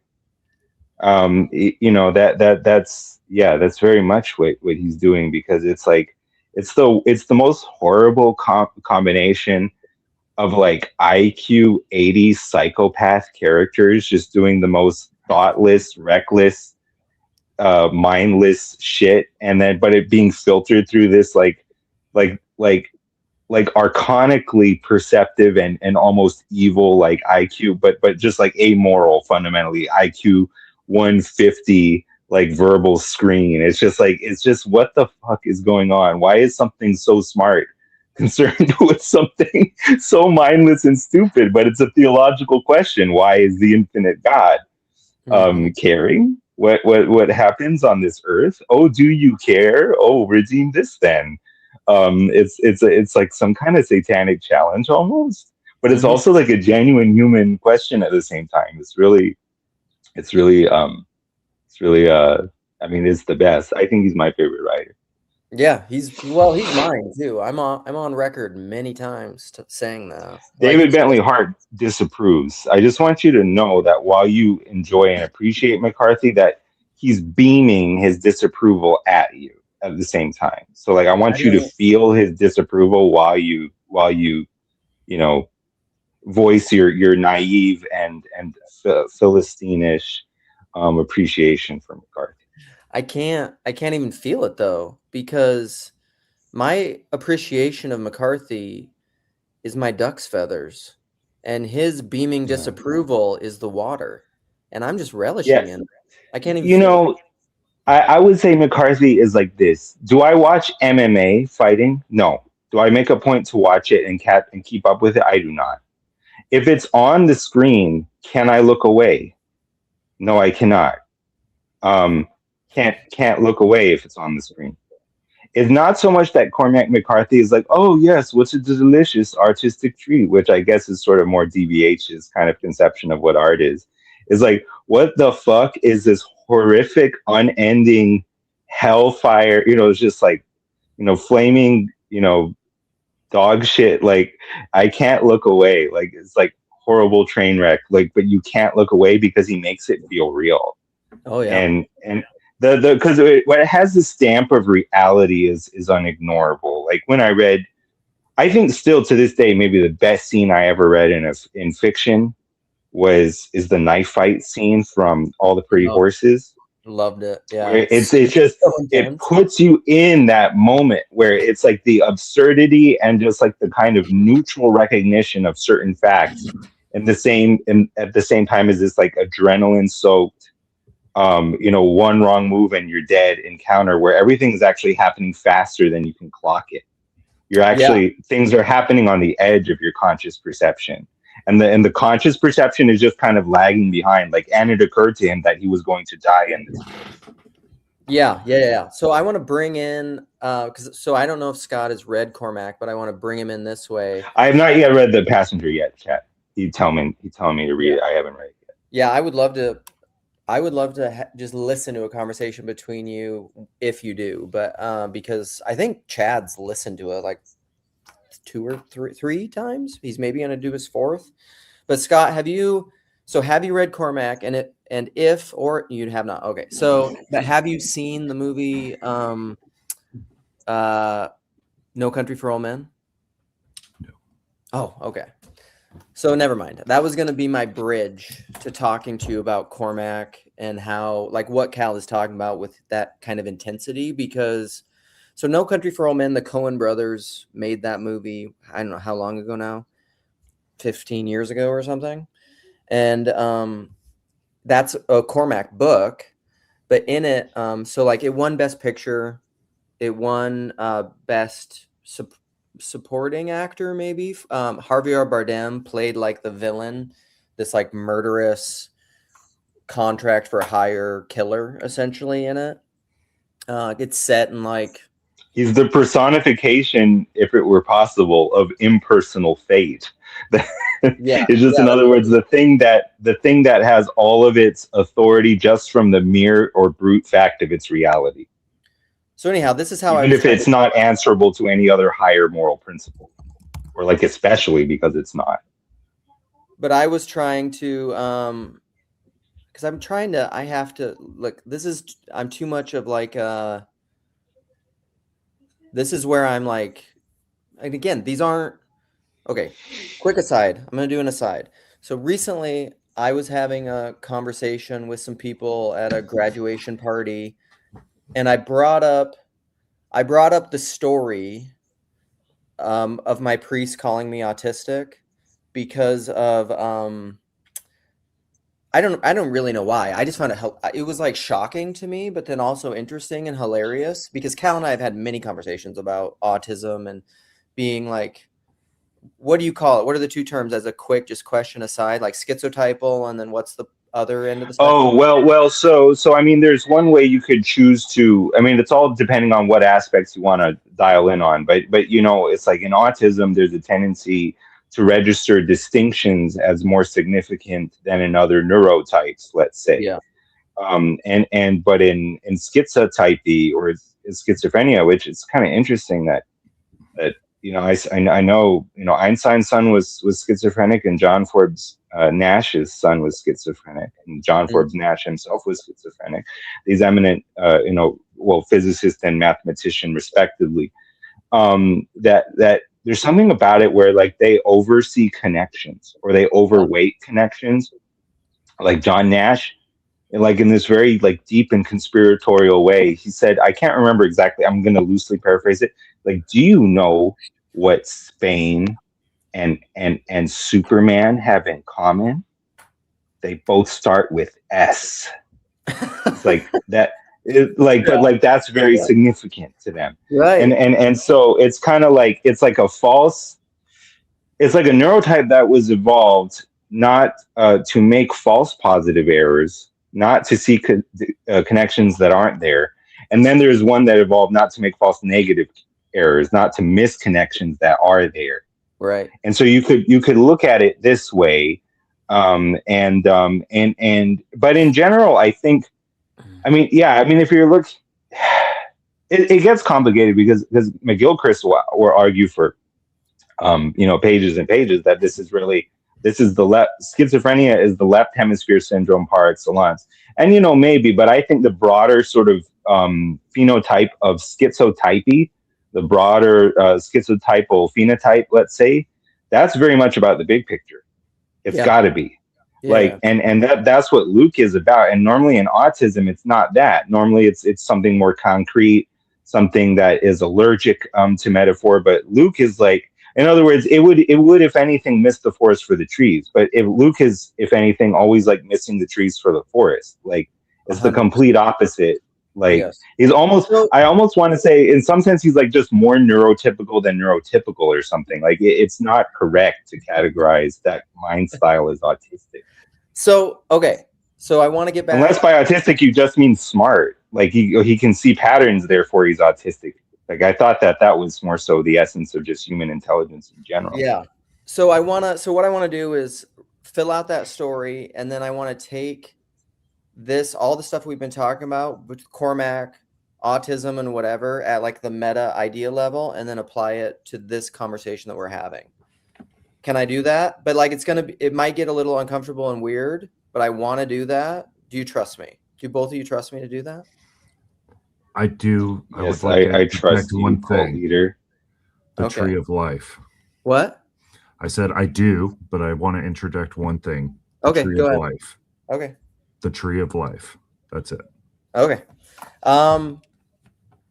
Maybe I think this will be maybe the tree of life. Tell me what you think about the tree of life after I do this. So, to wrap up the priest story. So like, what happened is like, there were a couple guys from my church that I like, and I've said this before, and I was going up to them at coffee hour after church, and they were having a conversation, which is a very typical Minnesota kind of polite, small talk conversation, and I self-admittedly don't prefer those. Like I'd rather just go deep, either intellectually or emotionally, relationally, whatever. But I also know, and I'm empathetic enough to know that that's not always what people want to do. So I don't force that all the time. But if you give me a signal that you're open to that, like I'm going to go down that trail every time. like if we can go deeper, please God, thank you. And so I got a signal in that conversation, or I think I got a signal, I could always be wrong, that it was okay to go deeper. And so we were having, I don't know what we were talking about, something else deeper. I was asking him a question, probably something that came from TLC. And then my former priest, or still priest, but he's not, but he's retired, came up in the conversation and he's just like, hey, what are you guys talking about? And one of the people in the group said, well, we were just having like a, hey, how are you conversation. And then Luke came in and we went super deep. And to which my priest said, well, yeah, that's because he's autistic. and like, maybe that was his idea of a joke. I feel like that was just his idea of a joke. I mean, maybe. I have no idea. Like well, let's analyze this then. You got a signal. So the standard for taking it that deep is enthusiastic consent. It has to be explicit. You can't just say, "Oh, they gave me a signal." Yes. I'm okay. kidding. Pause. No, pause. I want you to talk about this and analyze it, but I want to apply all of that to this conversation. So what I am observing in this conversation, and I love all these modes. Like, admittedly, Cal is like one of my favorite people in the corner. One of my best friends. One of the most beautiful. He's exaggerating. People. I am his favorite, and I am the most beautiful. Continue. I actually think like so Cal kind of has different modes like that. When he's listening to people, he quickly goes into like, he can riff in like joke mode. And he's one of the funniest people in the corner, legitimately one of the funniest people. Like, him and McMo are both funny in very different ways, but like Cal is, in a way, it's almost funnier because you would describe yourself more kind of, you're like savant level, almost kind of autistically brilliant, but yet with a capacity, but like you see relational dynamics and stuff, but almost in like a unemotional, disattached way, right? It's two different things because the real interesting stuff happens when you're not like one-sided or the other-sided, but you got both and they're fighting, kind of like Wittgenstein. Yeah. I have a deep syntax thing that is just like, I could be completely blackout drunk and still like speaking in paragraphs. But when I was taking the hero dose of LSD, not really so much intentionally to have an experience, but trying to cure treatment-resistant depression, and I thought it wasn't working, so I just ate the whole bag. I realized that like my verbal assembly process is like an assemblage of verbal tics, and that is very mechanical in the way that an LLM is almost. Mm-hmm. But back of behind it, there is just an awareness that is not verbal, that is pre-verbal. Yeah. And so I got the deep syntax protocol that I can engage it when I call it, but when I'm listening, I'm in the awareness. Yeah. So like, but this is a perfect example, is because like I'm trying to lay out this mosaic of like a meta pattern of what I see happening right now in this conversation. But in doing that, I have to go in and lay out pieces of the mosaic to talk about. And then so I'll maybe like ask a little point to clarify, but then you just fucking hyper go into it hard, which kind of like, which can get into a kind of a myopia if you're not capable of staying zoomed back and seeing how the meta pattern of how these things are all fitting together. So like what I saw happening in this conversation, this is where I wanted to get, sorry, is that when you were going deep into like, let's say Cormac or something, I felt like we were losing Scott because he's not familiar with Cormac. He's never read it, he doesn't know it. And you can get so myopic. So I think your priest could have come up to me and said, you're autistic, and it not be inaccurate. So I'm gonna like acknowledge that, and I wasn't even really acknowledging whether Scott is or isn't into McCarthy. Right. So like that's what I was observing in this conversation, and I like love you so much, but that's something I'm constantly aware of. I think I'm able to simultaneously track somewhat of the detail that you're saying, but like you're so good at it. You are at like that level of minutia and straight logic chopping, as you often say. You're one of the best people I've ever met in the world at like that kind of stuff. You're so good. Like, I don't know. I probably can't name almost anyone that I know that are better. There's people that are like equivalent to it. You're much better at it than I am. And so I can kind of track that. But then simultaneously, my consciousness Congress, I'm seeing like, I feel like Scott is disengaged. And I'm like, and I can't, And maybe I'm wrong about that. Like, that's why I want to talk about it, because this is something that happens for me in TLC stuff all the time. It's part of why I even go into admin stuff and moderation stuff, because like, it's like what's happening in Estuary. The whole point of Estuary is all these people lay out a thing, you observe the spirit of the thing, and then you're able to have a conversation in it. But then, so like there's an overriding meta pattern spirit of any conversation. And I feel like I'm maybe more aware of that than other people. And when people go too myopic, deviating from that meta spirit, I don't, either relationally or like idea centric, it makes me uncomfortable, and I want to refocus. I can receive that. I can receive that. You know, my therapist told me the other day he just straight up thinks I am autistic. And he's a PhD, so on credential grounds he wins. So, you know, and I was like, you know, to the extent the shoe fits, I can receive it, you know. And so mea culpa if I took the conversation away from where it should have gone. I know in some sense that's not even what you're saying. You're being descriptive rather than prescriptive. Yes. Yeah. And I don't want to try to control that too much either, because that can be my own. So this is where I want to ask Scott what he's thinking and feeling about all this, because really, like, I want to be submitted to the spirit, to like the spirit that God is bringing to this conversation, and not my, again, back to what I was saying. I don't want to lean on my own understanding of this, of like how I'm seeing this. So this is where I want to do the dialogos thing, both with you and Scott. How are you feeling about all of this? Well, I guess I would say that he's just following the fractals. Yes, right, I agree. Of the conversation. And so one of the questions I had early on when we started doing this, and why I mentioned the tree of life, is because the start of this was that breaking of ourselves to find the next level and the next solution set. But as we do that, and because we have to break to find it, which is what I felt like you were doing, and going down those fractal patterns, that's why we can't have access to the tree of life, because we will do that forever following those fractal patterns.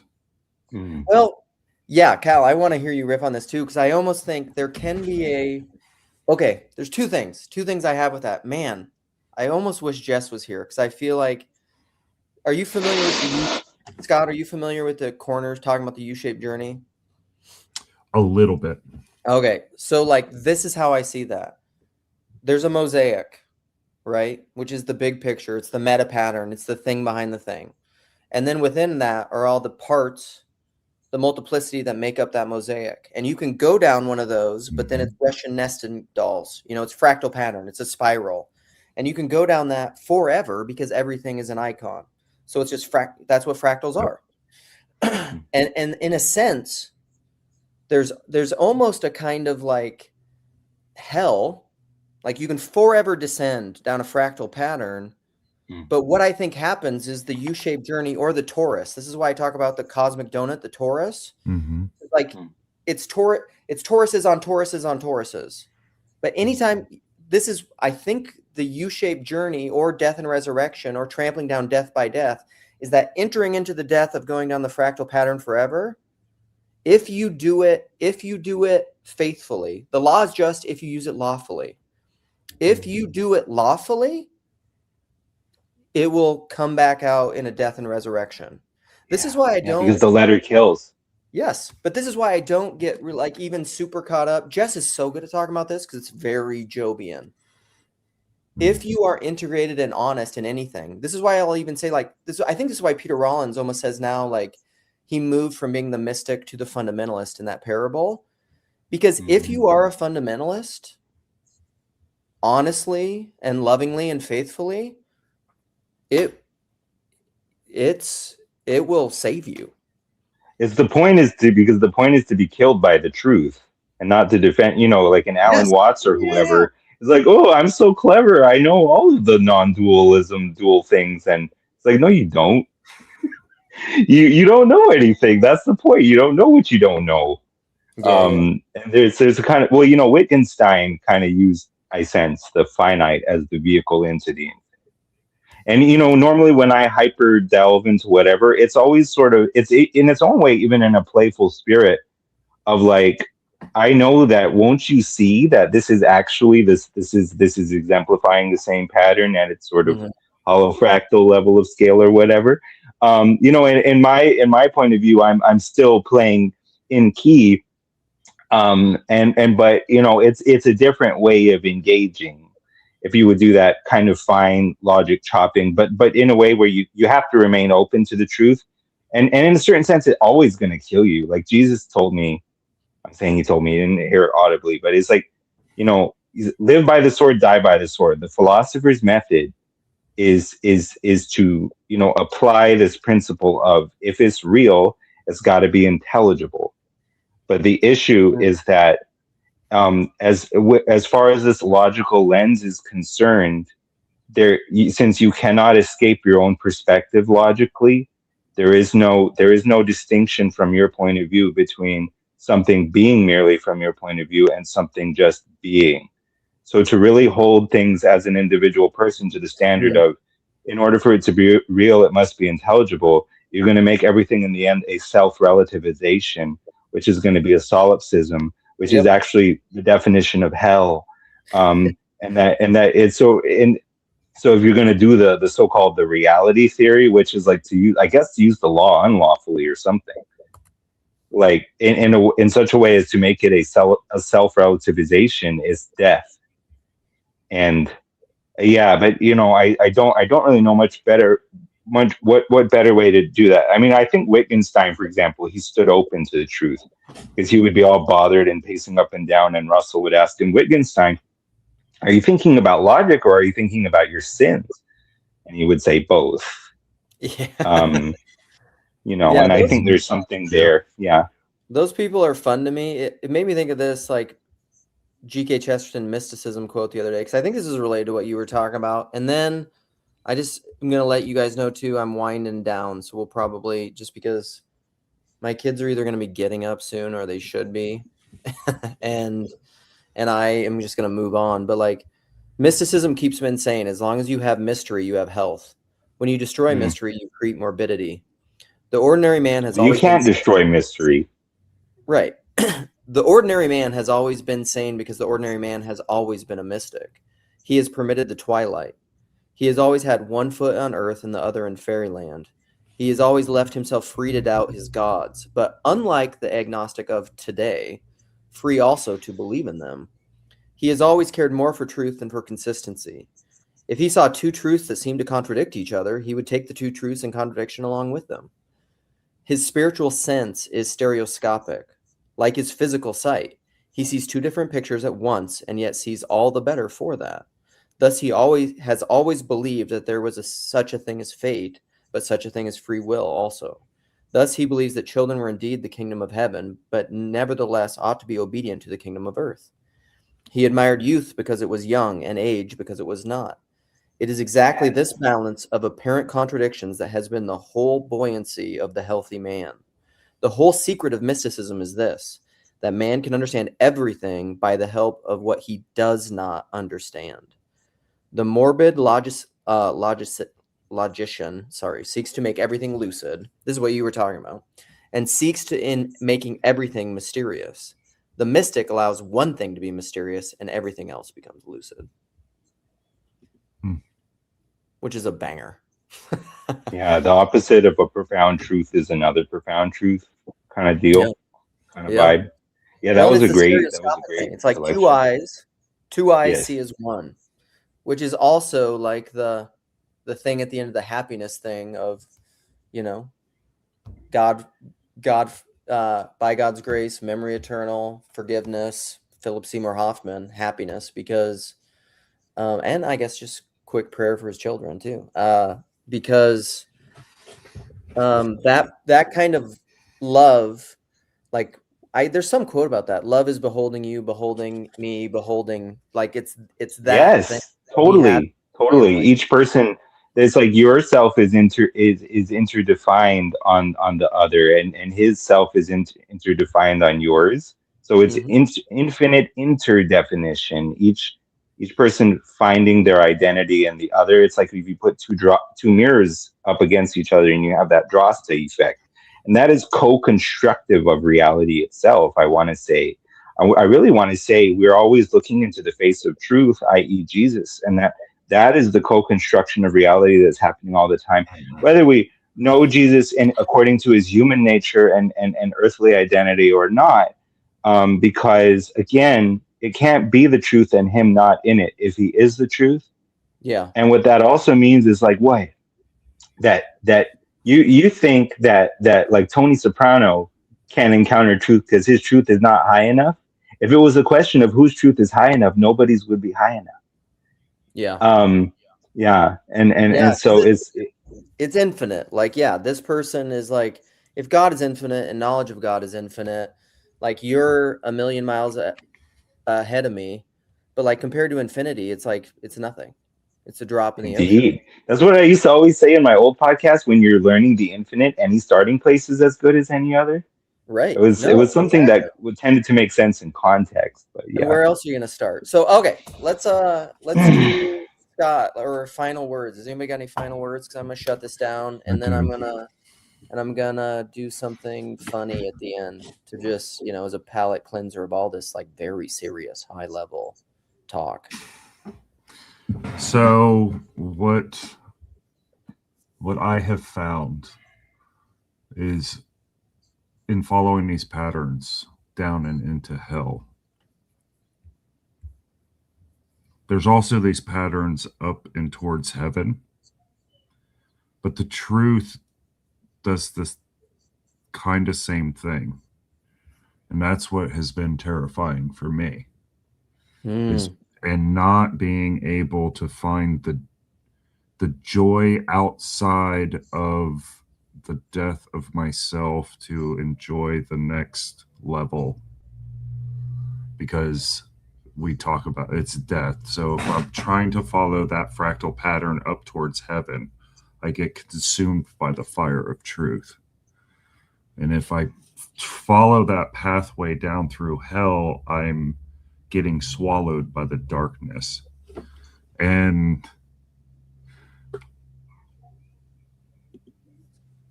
I long for the joy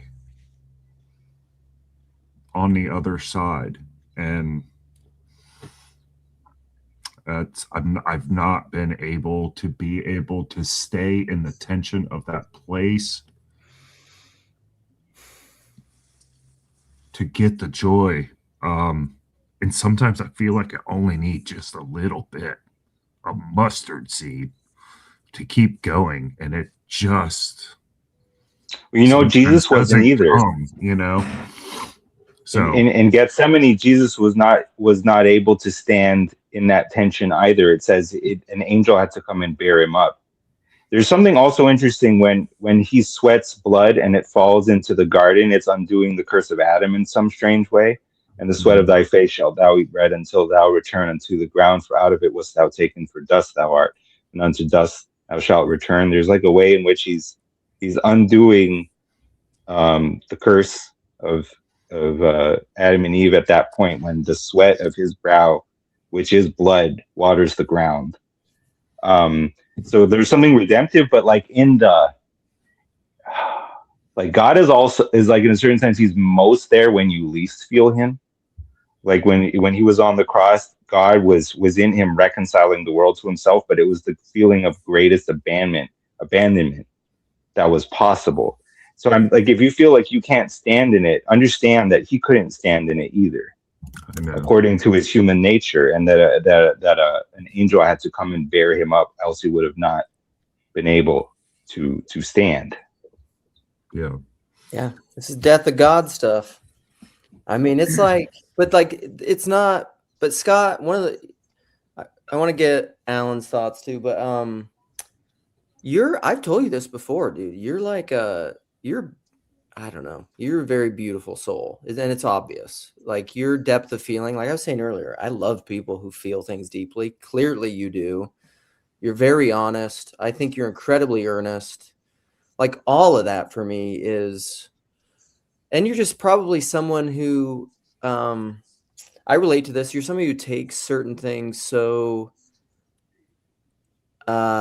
seriously that like you feel this stuff so intensely that like sometimes you can get trapped in that. But I would say all of that is, there's some like little flip where like the joy is so close to that. It's so close. Like, and you just, for whatever reason, you can't see it, but like your honesty and earnestness and pursuit of that is like, it's just like, and there's no there's no transactional way to just like make it happen.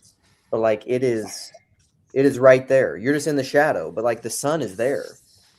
You know? Yeah, Jesus went to the cross for the joy that was sent before him. Yep. No man takes my life from me, I lay it down freely. And so that it was for joy that he went to the cross. So which is because he says, my yoke is easy and my burden is light. How is his burden light when you understand his burden is the cross? It makes me, there's that Jewish story. It's an amazing story. I love it. I think Jesus loves it too. Where a man is he's just carrying a really heavy sack. He has to carry it over a mountain range to another town.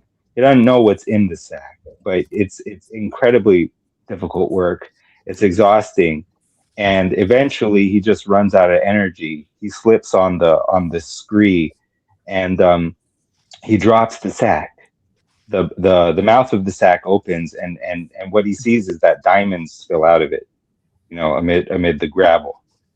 And then when he sees that, he gathers the diamonds back up, puts them in the sack. He picks up the sack, and the sack is light. My yoke is easy, my burden light. For the joy that was set before him, he went willingly to the cross. It's something in this, but I can't speak it. I don't know. I can't say I know what it is. All right, Alan. Okay, Alan, you need to talk, and then we really got to wrap it up. Alan always comes on for first and last words. Yeah, I just came on because I just noticed how, for me, it's tough to be a Christian because my life's so great, it's so easy and there's no problems at all. So I just wanted to, no, I'm just kidding. I just came on for the G.K. Chesterton quote. And just of late, how many people are living like with our, I guess, with the talking heads media phenomena. And I do think a lot is going to change in the next 10 years. Like, I really think, we could say that things didn't change as much, but the worldviews of people and the inability of people to have a coherent worldview where they have the like, here, I'm a professor and or, I work in AI, I work in this, and this is what the future is going to be like. And it's like they have no ability to cohere their philosophy because it's like their life that they live day to day is so outside of their academic or their political philosophy. Mm-hmm. And it's like they're even looking down at themselves like they're like little mini gods, like they're playing SimCity, and they're like, well, in the future, this is how it'll work. And don't worry, because everybody will have plenty of food and water. And it's like, well, don't you realize you're not actually the guy playing SimCity? You're one of the little creatures in SimCity. You're one of the things. So just the idea of like, we got to be careful about these belief systems we have running the world, or like we're sort of worshiping these belief systems because they're, I think we're not the ones on top of the world controlling it top down. We're the ones in the world looking up bottom up, at least, I mean, from our perspective. And it just seems like a lot of people we can't tell the difference between our perspective and the God's eye view. And that's the way God made it, isn't it? Otherwise it wouldn't feel real. Yeah. All right. That's something that, okay, enough. All right, keep going, Alan, and then we're gonna actually do final words. Yeah, and just being careful about that because we're bringing into the world a lot of principalities and powers, and not realizing that, like, oh well, once I built this giant machine, this whatever thing, then everyone will be taken care of, and it's like, yeah, but then we'll just have a world of giant machine things warring above us, and we don't even know what that Well, looks they like will be now. very good at selling products to other machines. Don't you understand that this is a Yeah. blessing? We will be too poor to buy them, but the machines will be very wealthy. Yeah. So it's like no greater future can really actually be conceived, because their GDP skyrocketing, dude. That's what it's all about. The Well, numbers. I even think like we've done stuff like this before, like even nationalism and the rise of empires of like, oh, we won't have warring tribes of 200 to 1,000 people. Now you'll live in Austro-Hungary and you'll have one king and blah blah blah. And it's like, well, that's why in World War I and World War II, like there was no retreat, there was no stepping down, because these giant principalities and Mm, powers were just head to locked horns. In one sense, you could be like, mm, well, it's better to be an Austro-Hungarian citizen because think about how much output they can have. You're not living, you're not gathering water from a river anymore. If you live in Vienna, you might even have running water. Look how much better it is. But then Austro-Hungary is attacking, these other empires. So basically the same idea of like we're just building new principalities and powers, and when those things fight each other, and when those things have their way in the world, like in the same way, like no one could hit the off switch on World War I and World War II. yeah, yeah. Quick aside, I agree. Alan is funnier than I am. Every time I see him, he cracks me up. He's super funny. To Well, me, yeah, but I some mean, people if don't you, get his sense of humor, but I think he's super hilarious every single time I see him. But if anyway, you I'm sorry. I'm not taking away from Austro-Hungary. It was like it's a vibe. I mean, like they don't make coherent, polities like that anymore. Boy, I wish I could go back to Austro-Hungary. I think I got the point of what you were saying. Yeah. We're just going to create new principalities and powers is my idea. And those were the earlier principalities and powers where it's like, oh, it's so much better because look how much more a empire can build versus a tribe. And it's like, yeah, but when empires fight empires and you have these principalities and powers. So just the idea of like, yeah, now we have these new things that are going to float around and be the new principalities and powers. And maybe they can give you, food, bread and circuses cheaper, but there's going to be, what happens when they start going at it with each other. So, all right. I'm just going to ask Scott for final words, but I want to address this first. And I think Alan mentioned some of this stuff, but really it was all submitted ultimately when you listen to his whole thing to powers and principalities, which is spiritual, which is religious, which is the thing behind the thing, which I'm comfortable talking about politics as an illustration, but not as an absolute thing. Claire, you can't seem to talk about politics without it being the absolute thing. And because you tell me, and I am convinced that that is an idol. And so you say we shouldn't be idolaters. So I don't want to platform you making politics an idol. So like, I'm trying to do what you're telling me to do. sorry, can I All talk right. about MAGA now? Because Yeah. yeah. If you want to talk Yeah, about for real. That's Guys, can Trump we and just all MAGA, vote? Guys, Where's I my know hat? we have disagreements. Can we all just agree to vote for MAGA? Please. I mean, that I would have thought that that's what everybody was taking away from Yeah, everything I was thank saying you. earlier. Jeezy Pete's. It's like I'm tired of talking about Jesus and like veiling it. Can I just pull the veil back and be like, yes, like ultra MAGA. I'm really Don, so sick of libtards just like not understanding that yes. GDP is like the ultimate, and like if the stock marketing is marketing, then what? Yeah. Who the fuck are you to complain? Like this is right? And also, this is perfection. if you can get past my many levels of mind control and magic, Right. all really a front just to get you to vote Trump for a third term, Yeah, Yes. yeah. then wow, you are a super. Who needs to vote? All right, Scott. Oh. Scott, close us out. Close us out. Okay. The journey. It's the journey. I'm thankful we don't have access to the tree of life. I am extraordinarily grateful that the death of myself leads to heaven.